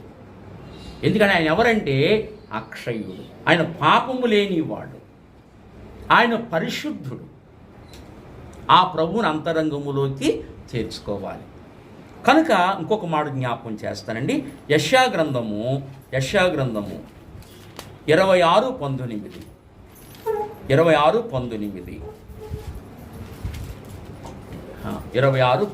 గ్రంథం అండి 26:19. మృతులైన నీ వారు అది మృతులైన నీ వారు బ్రతుకుదురు. బా, ఏం అద్భుతమైన మాట అండి, ఎంత అద్భుత మాట చూడండి. యెషయా గ్రంథం 26:19 అండి. ప్రవచిస్తున్నాడు అక్కడ భక్తుడు. ఏమన్నాడంటే మృతులైన నీ వారు బ్రతుకుదురు. అందరూ బ్రతకరు సుమా, లోకలు అందరూ బ్రతకరు. ఎవరు బ్రతుకుతారంటే నాశనము లేని జీవము కలిగిన యేసయ్యని ఎవరైతే చేర్చుకుంటారో వారు మాత్రమే బ్రతుకుతారు. అదే మృతులైన నీ వారు బ్రతుకుదురు. తర్వాత మాట్లాడండి. నా వారి శవములు అదిగో సజీవములగును. తల్లి గజలక్ష్మి గారిని బుధవారం తీసుకెళ్లారు. బుధవారం కదండి, నిన్న తీసుకెళ్లారు కదా. తీసుకెళ్ళి అక్కడ మనం సమాధి చేసాం తల్లిని. మా నాన్నగారిని అక్కడే సమాధి చేసాం, అమ్మగారిని కూడా అక్కడే చేసాం కదా, అక్కడే చేసాం. వీళ్ళందరినీ తీసుకెళ్ళి అక్కడ సమాధి చేస్తున్నాం మనం. మనకు ఊళ్ళో అవకాశం ఇవ్వక, మాకు మంచి సమాధులు దొరుకుతుంది ఇక్కడ, రాదుల దాంట్లో మాకు అవకాశం లేదు. మేము యశోబ్రాహ్మణులు అందరూ కలిసి కాగితాలు పెట్టుకుంటే రాదుల దాంట్లో వచ్చింది.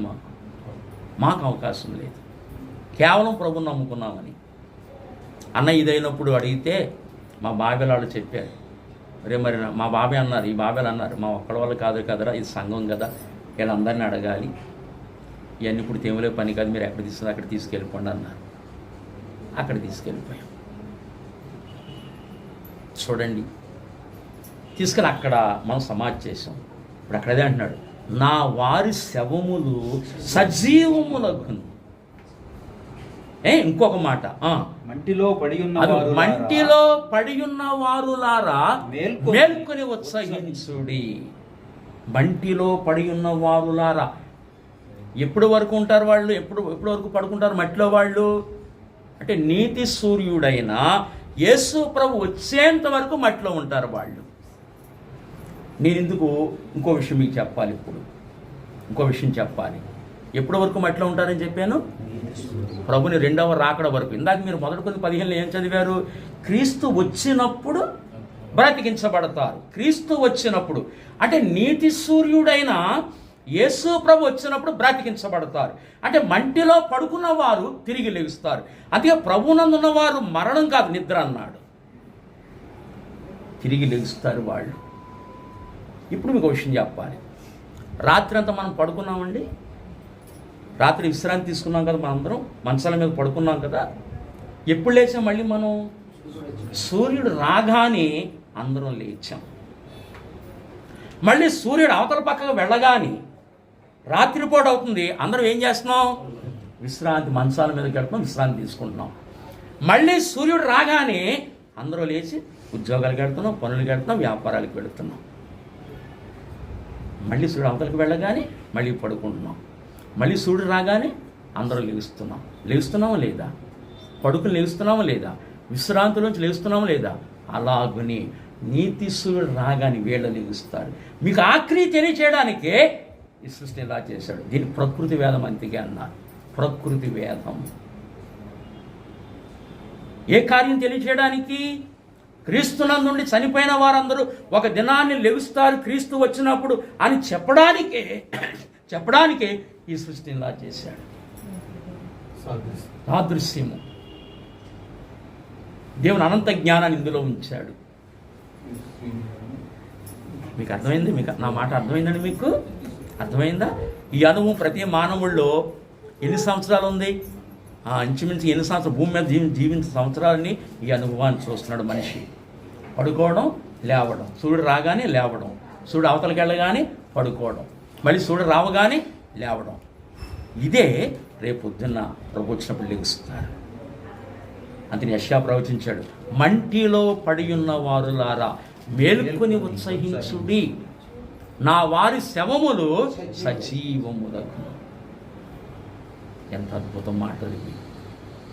₹1,00,00,000 పెడితే దొరుకుతాయంటండి ఈ మాటలో. ₹1,00,00,000 మనిషిని బ్రతికిస్తాయండి. రేపొద్దున మనిషిని బ్రతికించేది ఇవి. మీకు అర్థమవుతుందండి? మీకు అర్థమవుతుందా? నాకు చాలా అంగబలం ఉందండి. అంగబలం రక్షించదు, ఆస్తి బలం రక్షించదు. యేసు ఒక్కడే రక్షిస్తాడు. అందుకే ఎవరున్నా ఎవరు లేకపోయినా ఆయన ఇక్కడ ఉండాలి. సమాజమే వెలివేసిన ఆయన ఇక్కడ ఉండాలి. సమాజం వెలివేస్తుంది. ఎందుకు చెప్పనా?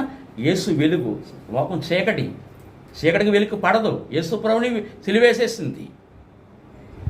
మీకు అసలు యేసు ప్రభు సిలివేస్తున్నప్పుడు యూదులు ఏం కోరుకున్నారండి? అసలు ఏం కోరుకున్నారు? యేసును సిలివేయండి, బరబ్బాను విడిచిపెట్టండి అన్నారు. లోకానికి ఏం కావాలో తెలియదు అసలు లోకానికి. బరబ్బా ఎవరు? నరహంతకుడు. బరబ్బా ఎవరు? దొంగ. యేసు ఎవరు? నిత్య జీవం కలిగిన వాడు, దేవుని కుమారుడు, సృష్టికర్త, మరణాన్ని జయించినవాడు, జీవాధిపతి, జీవానికి అంతము లేనివాడు.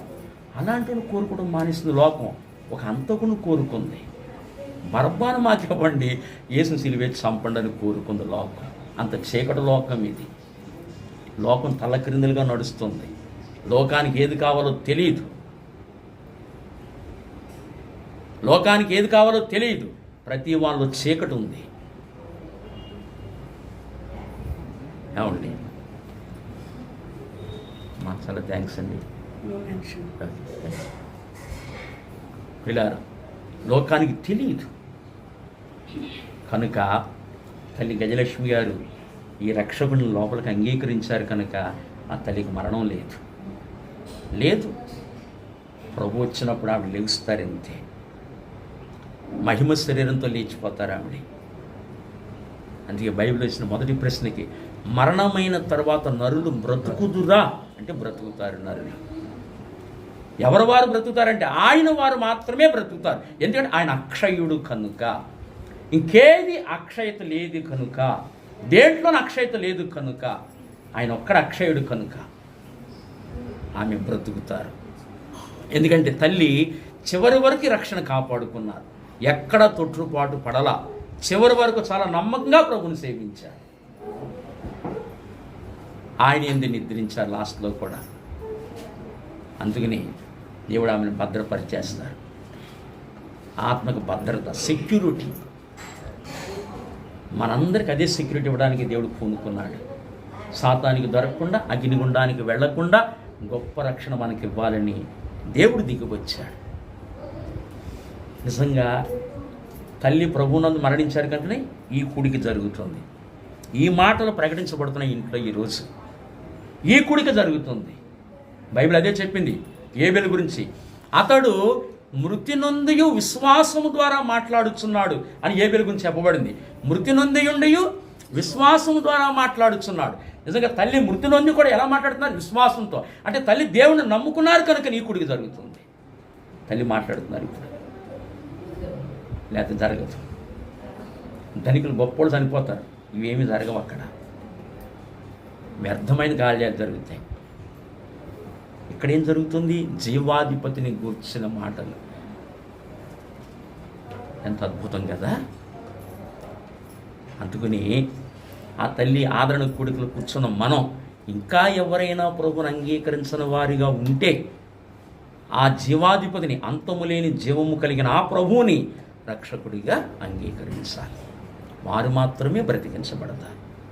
ఎందుకంటే ఆయన అక్షయుడు కనుక. నేను పక్షపాతంగా మాట్లాడట్లా, ఆయన అక్షయుడని పరిచయం చేస్తున్నాను. ఎందుకంటే ఇంకొక మాట కూడా చెప్తాను దయవుంచి. పేతురు రాసిన మొదటి పత్రిక,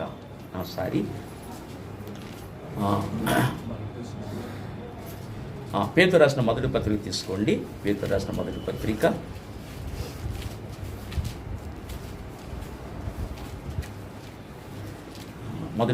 అండి. పేతురు రాసిన మొదటి పత్రిక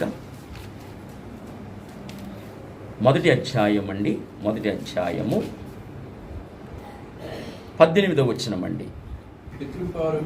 పితృపారంపర్యమైన మీ వ్యర్థ ప్రవర్తనను విడిచిపెట్టినట్లుగా వెండి బంగారముల వంటి క్షయ వస్తువుల చేత మీరు విమోచించబడలేదు కానీ. చూడండి ఈ మాట చూసారా? వెండి బంగారము వంటి క్షయ వస్తువులు. మీరు చూడండి, వెండితో బొమ్మలు చేసుకుంటాం, బంగారంతో బొమ్మలు చేసుకుంటాం. వాటికి సాగిలు పడుతుంటారు మనుషులు. వెండితో చేసుకుంటారు, తర్వాత బంగారంతో చేసుకుంటారు, ఆ తర్వాత మట్టితో చేసుకుంటారు, ఆ తర్వాత రాయితో చేసుకుంటారు, కర్రతో చేసుకుంటారు. ఇవన్నీ ఎలాంటివి చెప్పండి? శాశ్వతంగా ఉండే వస్తువులా? బంగారం ఏమవుద్దండి? మెళ్ళ వేసుకుంటే ఏమవుద్ది చెప్పండి? తరిగిపోద్దా? బంగారం తరిగిపోద్ది, వెండి తరిగిపోద్ది, మట్టి తరిగిపోద్ది, కర్ర పుచ్చు పట్టి పాడైపోతుంది, తర్వాత మనుషులు వాళ్ళు పాడైపోతారు. ఇక మరి నిత్యత్వం ఎక్కడుంది? మరి నిత్యం ఉండే జీవం ఎక్కడుంది? మరి ఉందా? మరి ఎక్కడైనా ఉందా? లేదు. మరి శాశ్వతంగా ఉండే జీవం ఎవరిలో ఉంది? మరి బైబిల్ చెప్తుంది ఈ విషయం. ఏప్రిల్ రాసిన పత్రిక 9వ అధ్యాయం 14వ వచనము. 9:14. నిత్యుడగు ఆత్మ ద్వారా, సరే, నిత్యుడగు ఆత్మ ద్వారా తన్ను తాను.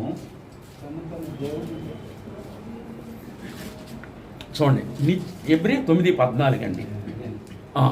నిత్యుడగు ఆత్మ ద్వారా చెప్పండి, ఆయన ఎవరంటండి? నిత్యుడు.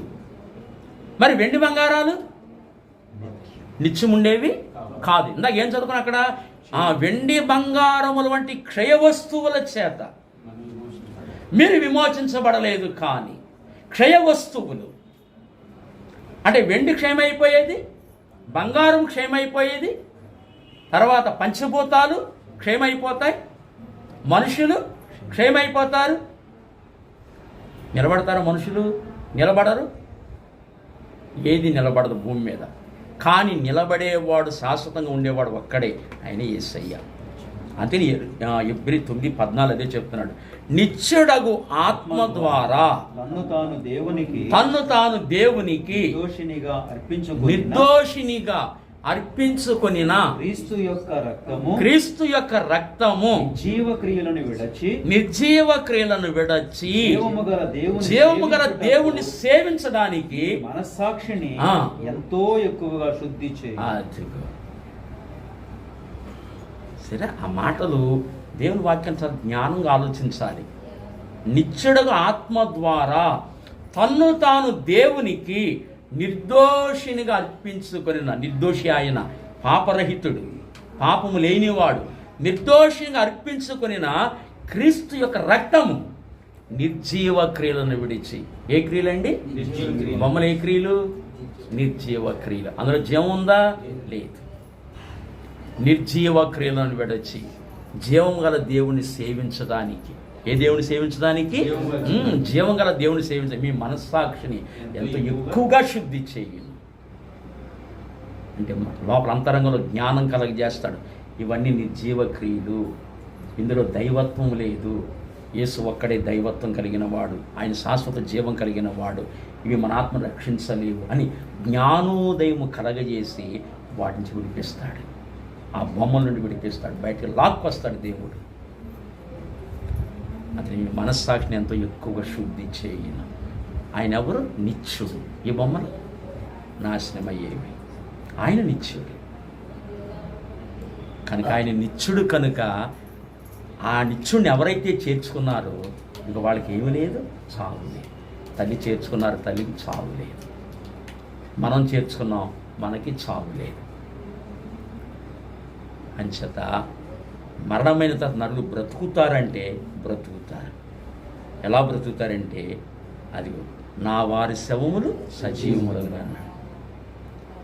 కనుక ఎవరైతే ఆయన అంగీకరిస్తారో వాళ్ళు బ్రతుకుతారంతే. అది మొదటి విషయం. రెండో ప్రశ్న ఏం వేసుకున్నాం? 1 కొరింథీ 15వ అధ్యాయంలోనే రెండవ ప్రశ్న వేసుకున్నాం. రెండవ ప్రశ్న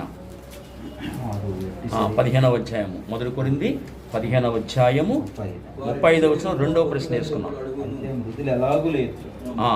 రెండవ ప్రశ్న 15:35లో మృతులు యాలాగు లేతురు, అది రెండవ ప్రశ్న.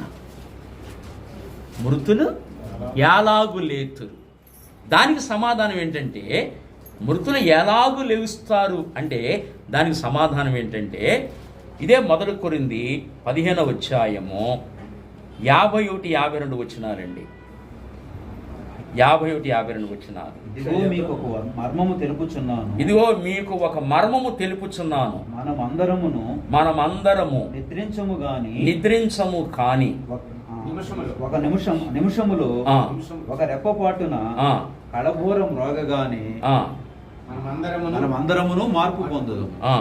ఘోరం రోగును అప్పుడు మృతులు అక్షయులుగా లేపబడుదురు. అది కాదు, ఎలాగు లేతురు అన్న దానికి ఆన్సర్ ఇది. మృతులు అక్షయులుగా లేపబడుదురు. అది రెండవ ప్రశ్న ఏంటి? మృతులు ఎలాగు లేతురు అన్న ప్రశ్నకు సమాధానం మృతులు అక్షయులుగా లేపబడుదురు. అది సమాధానం. మృతులు అక్షయులుగా లేపబడతారు.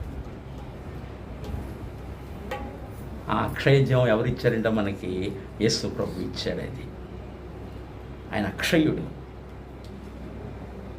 సరే, మృతులు అక్షయులుగా లేపబడుదురు. ఇప్పుడు కడబోరం రోగగాని, కడబోరం రోగుతుంది, ప్రభు వస్తాడు మధ్యాకాశంలోకి, మృతులు అక్షయులుగా లేపబడతారు. మృతులు యాలాగు లేతురు అన్న మాటకి మృతులు అక్షయులుగా లేపబడుతురు. ఎంత అద్భుతం కాదండి దేవుని వాక్యం, ఎంత అద్భుతం. ఈ శరీరం వచ్చింది కదండి, ఈ శరీరం అందరికీ ఎలా వచ్చింది? తండ్రి ద్వారా తల్లి గర్భంలో తయారైంది. మరి మహిమ శరీరం ఎలా తయారవుద్ది? ఇది ఈ అక్షయ బీజానికి ఈ తండ్రి ద్వారా సంఘం అనే తల్లి గర్భంలో తయారవుద్ది.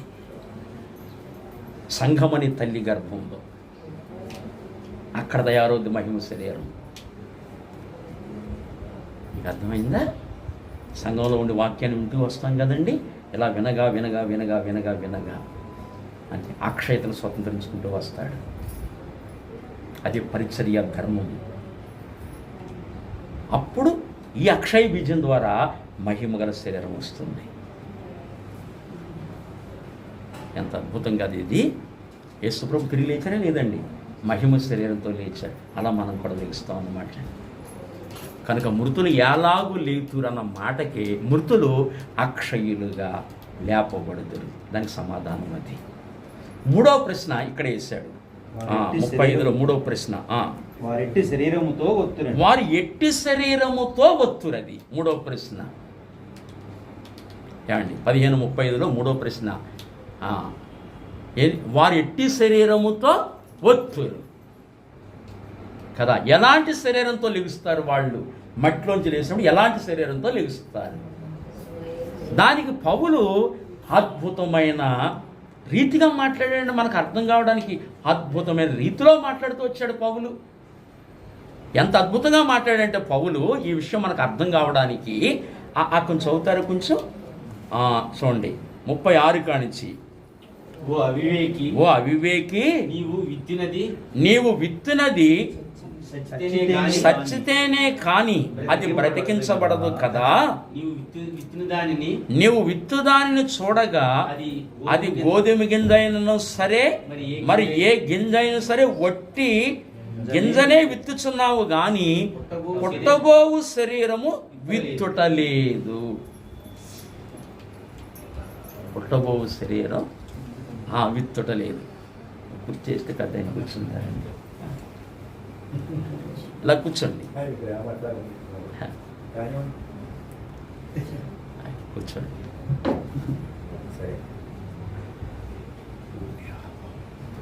చూసారా?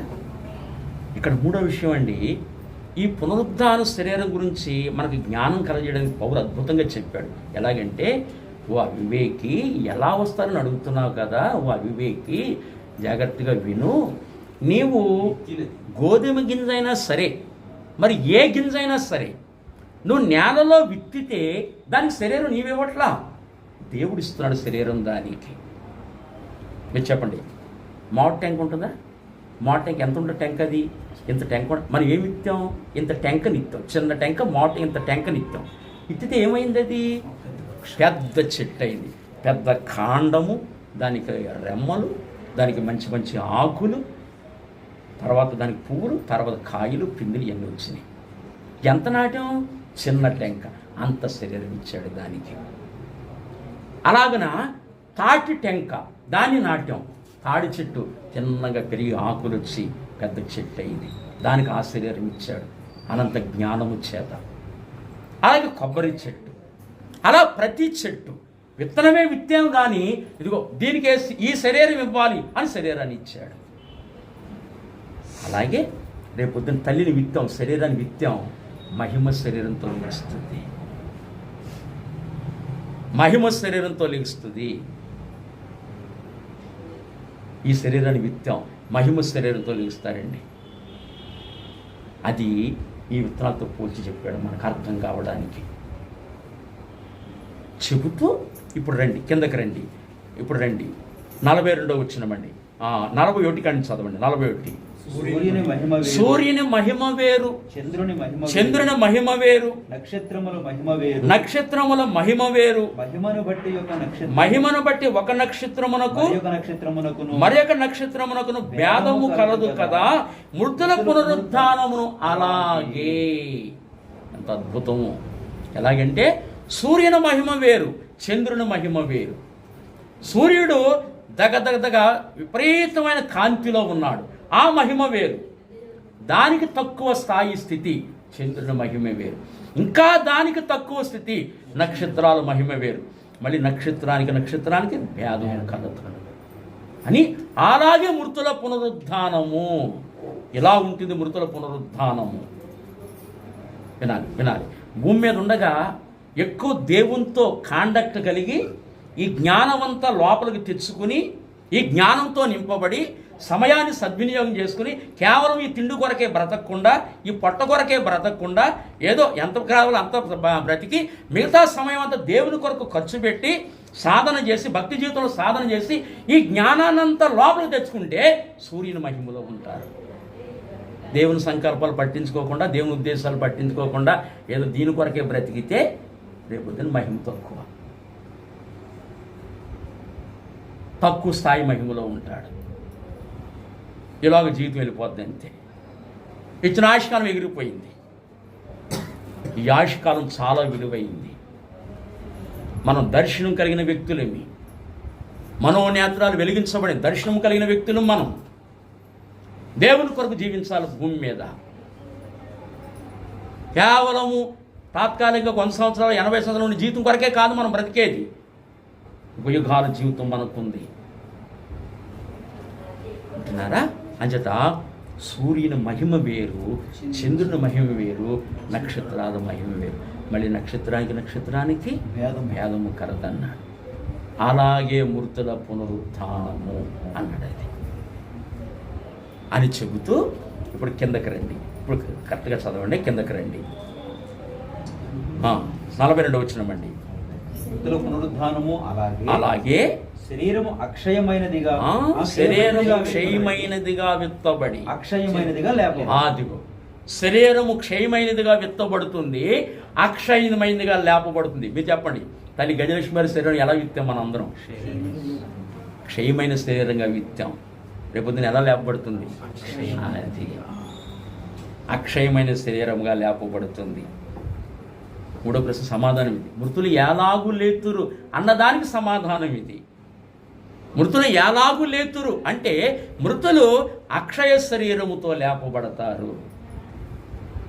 క్షయమైన శరీరంగా విత్తబడుతుంది, అక్షయమైన శరీరంతో లెగుస్తారు. మొదటి విషయం. రెండు ఘనహీనమైన శరీరముగా విత్తబడి మహిమగల శరీరముగా లేపబడుతుంది. మనం ఏ శరీరంగా విత్తాం? ఘనహీనమైన శరీరం ఇది. ఇప్పుడు చాలా ఘనహీనమైన శరీరం ఇది. ఘనహీనమైన శరీరంగా విత్తబడి మహిమగల శరీరంగా లేపబడుతుంది. అందుకే మనం విత్తాలి భూమిలో. మామిడి టెంక విత్తకపోతే అంత చెట్టు ఎలా వస్తుంది? విత్తాలి. తాటి టెంక విత్తకపోతే అంత చెట్టు ఎలా వస్తుంది? విత్తాలి. అందుకే శరీరాన్ని కూడా విత్తాలి. విత్తడానికి మనం బాధపడకూడదు, విత్తాలి. సరే, ఎంత అద్భుతమైన ఘనహీనమైన శరీరంగా విత్తబడి మహిమగల శరీరంగా లేపబడుతుంది. మీకు తెలిసిన మహిమగల శరీరం కూడా బలం మామూలు బలం కాదు. ఏమండి? మహిమగల శరీరంగా లేపబడుతుందని చెప్పాడు. తర్వాత చదవండి. తర్వాత బలహీనమైనదిగా విత్తబడి బలమైనదిగా లేపబడదు. బలమైన శరీరముగా లేపబడుతుంది. అందుకే యేసుప్రభువు లేచిన తర్వాత అండి, యూదులకు భయపడి శిష్యులు లోపల గదిలో కూర్చుంటారు ఆదివారం సాయంకాలం. అంతే, తలుపులు వేసుకుని లోపల కూర్చుంటే లోపలికి వస్తాడంతే ఆయన. ఆ మహిమగల ఆ బలమైన శరీరానికి ఈ తలుపులు కానీ ఈ గోళ్ళ కానీ అడ్డు తగలలేదు. లోపలికి వస్తాడంతే. వీళ్ళందరూ యూదులకు భయపడి లోపల కూర్చున్నారు, తలుపులు వేసుకుని. లోపలికి వస్తాడంతే. వచ్చి అప్పుడు చూడండి, నేను లేగలేదు అనుకుంటున్నారు, ఇంకో లేచాను, ముందు చెప్పాను కదా మీకు, 3వ రోజు లేపుతానని చెప్పాను కదా, ఎందుకు నమ్మలేకపోతున్నారు మీరు? నమ్మండి అని చేతులు చూపించాడు. మహిమగల శరీరం లోపలికి వస్తాడంతే. అంతేకాదు, ఆ మహిమగల శరీరము ఉదయకాలం లేచి మగ్దలేని మరీ కనిపించి, నన్ను ముట్టుకోకు, నేను తండ్రి దగ్గరికి వెళ్ళాలన్నాడు అని చెప్పి తండ్రి దగ్గరికి వెళ్ళిపోయి సాయంకాలం మళ్ళీ వచ్చి ముట్టుకోమన్నాడు. అంటే ఈలో ఎక్కడికి వెళ్ళొచ్చాడు ఆయన? అంటే మహిమగల శరీరం చాలా వేగంగా ప్రయాణం చేస్తుంది. మీకు ఒక 1000 కిలోమీటర్ల వేగంతో విమానం వెళ్తుంది అనుకోండి, అది రంధ్రం పడింది అనుకోండి, ఆ గాలి కనిస్తే మనిషి బ్రతకడు. కానీ మహిమగల శరీరం అంత వేగంగా ప్రయాణం చేస్తుంది. ఇలా కళ్ళు మూసుకుంటే దేవుని దగ్గరికి వెళ్ళిపోతామంటే అంత బలమైన శరీరం అది. ఆ శరీరం వస్తేనే కానీ ప్రభు దగ్గరికి వెళ్ళలేము. అంత బలమైన శరీరం ఇస్తాడు. అంత బలం దీనికి ఉంది. సరే, బలహీనమైన శరీరం ఎత్తబడి బలమైన శరీరంగా లేపబడుతుంది. తర్వాత ప్రకృతి సంబంధమైన శరీరముగా అది విత్తబడి, ప్రకృతి సంబంధమైన శరీరముగా విత్తబడి ఆత్మ సంబంధమైన శరీరముగా లేపబడు. సరే, ఈ లోకంలో ఉన్నాం కనుక ఈ పంచభూతాలతో కాండక్ట్ కలిగిన శరీరం ఇది.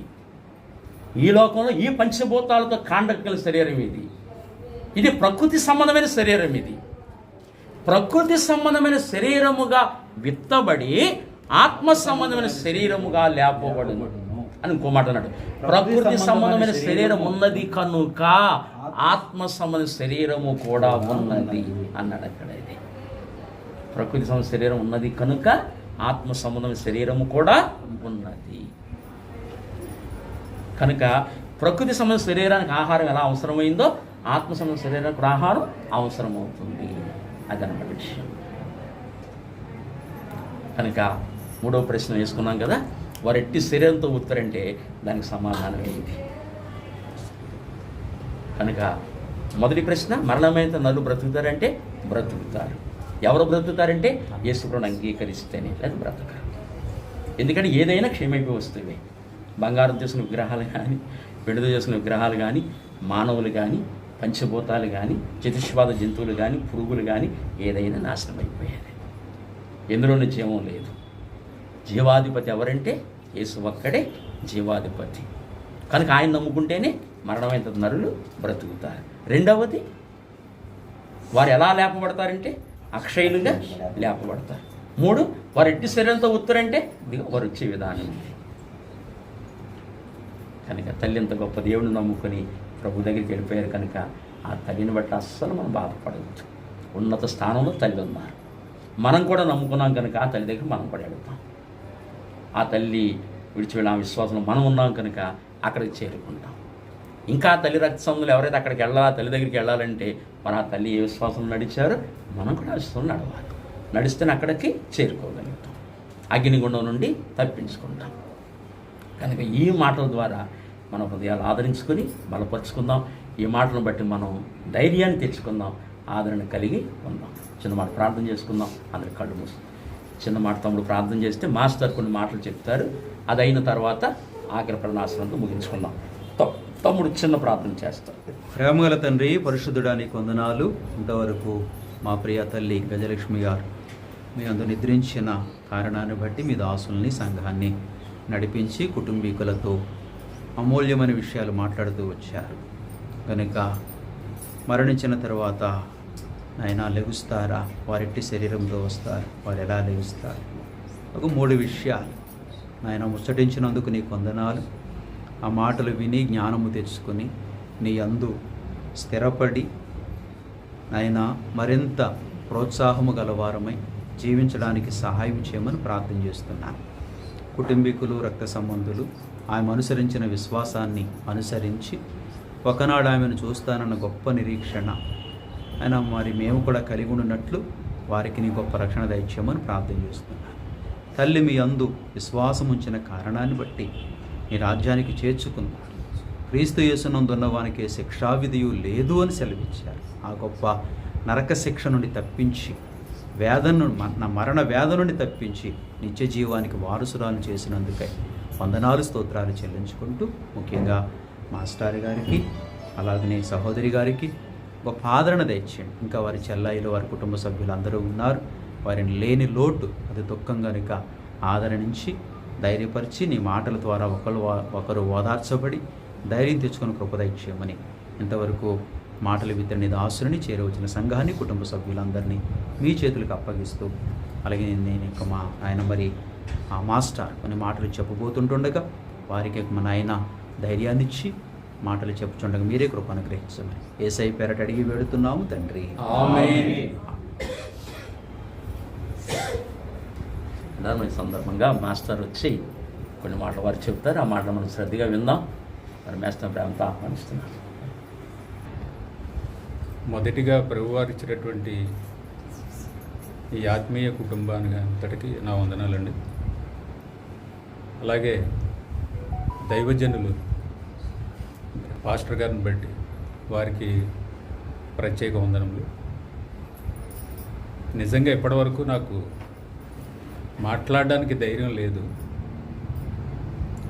వారి యొక్క సందేశాన్ని విన్న తర్వాత నాకు మాట్లాడే ధైర్యం వచ్చింది, చాలా ధైర్యం వచ్చింది. అంటే ఏమీ లేదు, ఏమీ జరగలేదు, ఊరికే భౌతికంగా ఒక విత్తనాన్ని మనం పాతి పెట్టడానికి వెళ్ళాం. ఆ విత్తనాన్ని పాతి పెట్టడానికి వెళ్ళే సందర్భం మరి అత్యద్భుతంగా మరి ఏ వ్యక్తికి జరగనట్టుగా వారికి తల్లిగారి అత్తగారు కాదు, తల్లిగారికి జరిగింది.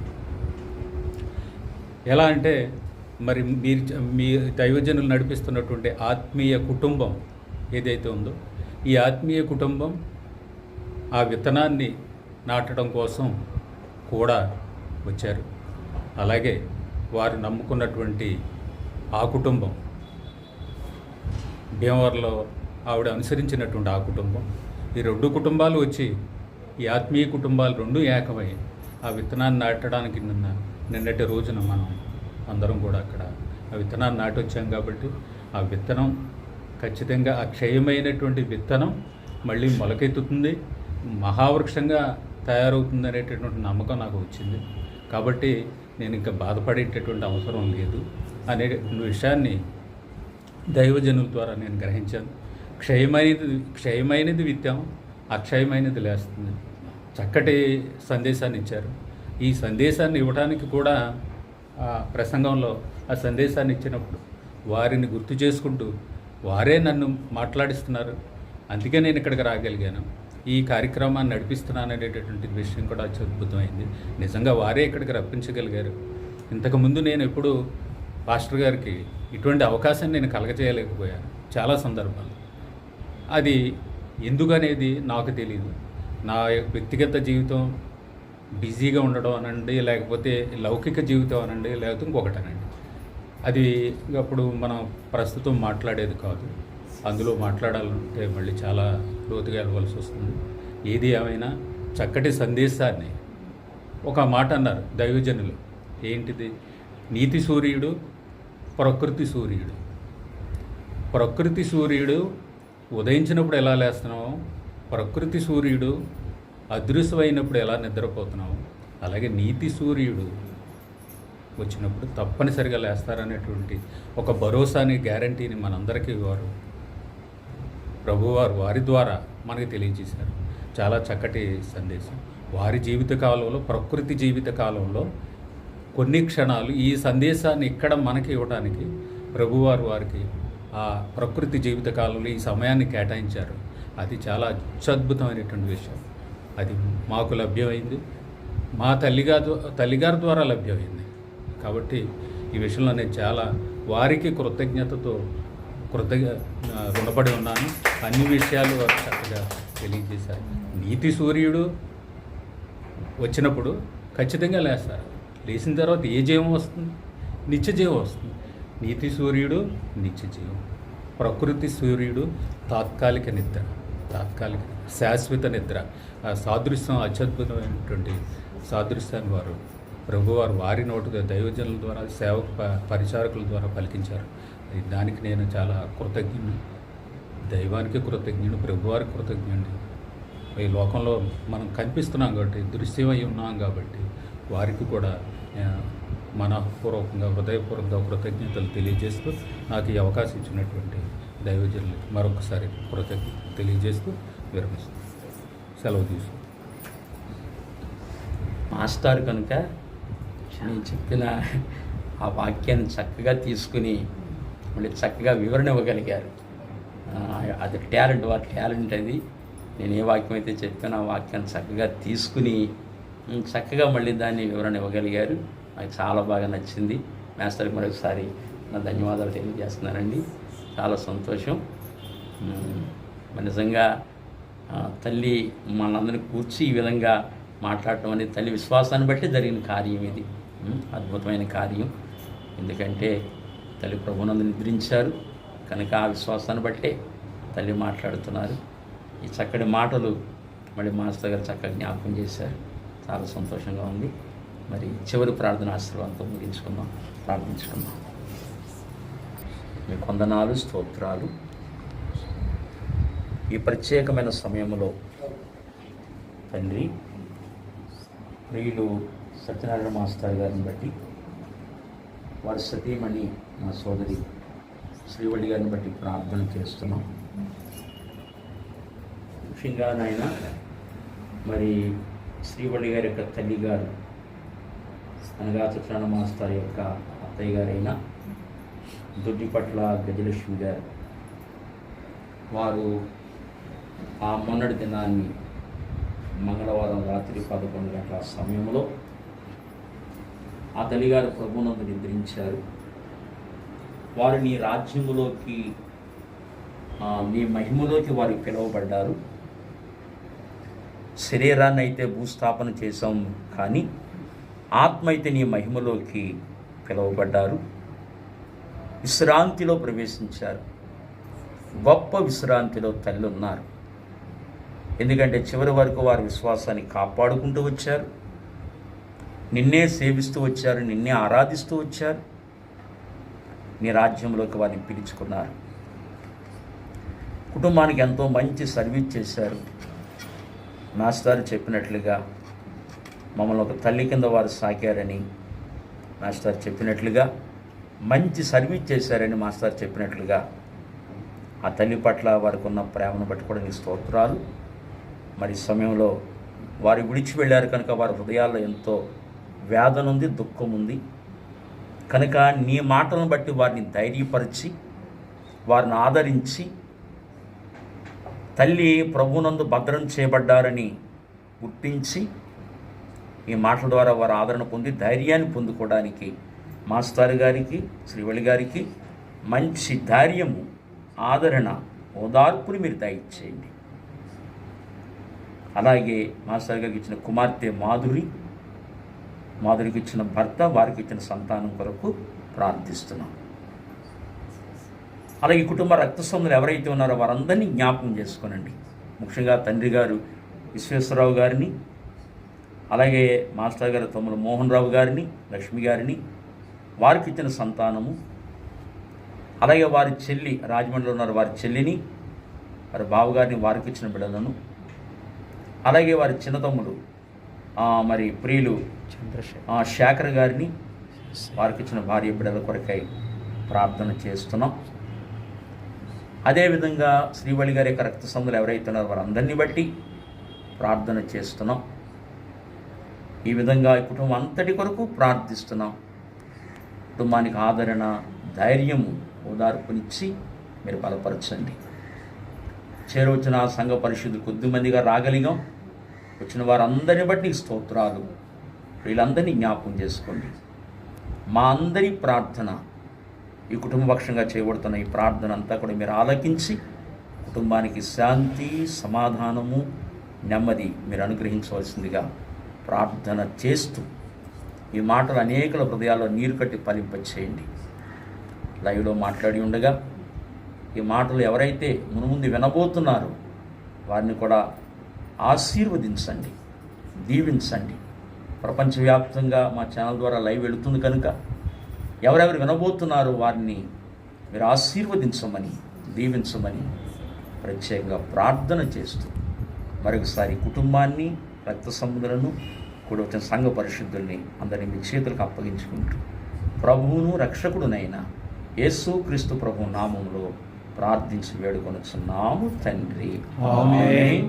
మన తండ్రి అయిన దేవుని దీవెనయు, పరిశుద్ధాత్మక అన్యోన్య సహవాసము, క్రీస్తు వారి యొక్క నిత్య కృప, మరి మీటింగ్ ఏర్పాటు చేసిన ప్రియ కుటుంబానికి, చేరువచ్చిన మనందరికీ సదాకాలం దేవుడు తోడయుండి ఆదరించి నడిపించునుగాక. ఆమేన్. ఆమేన్.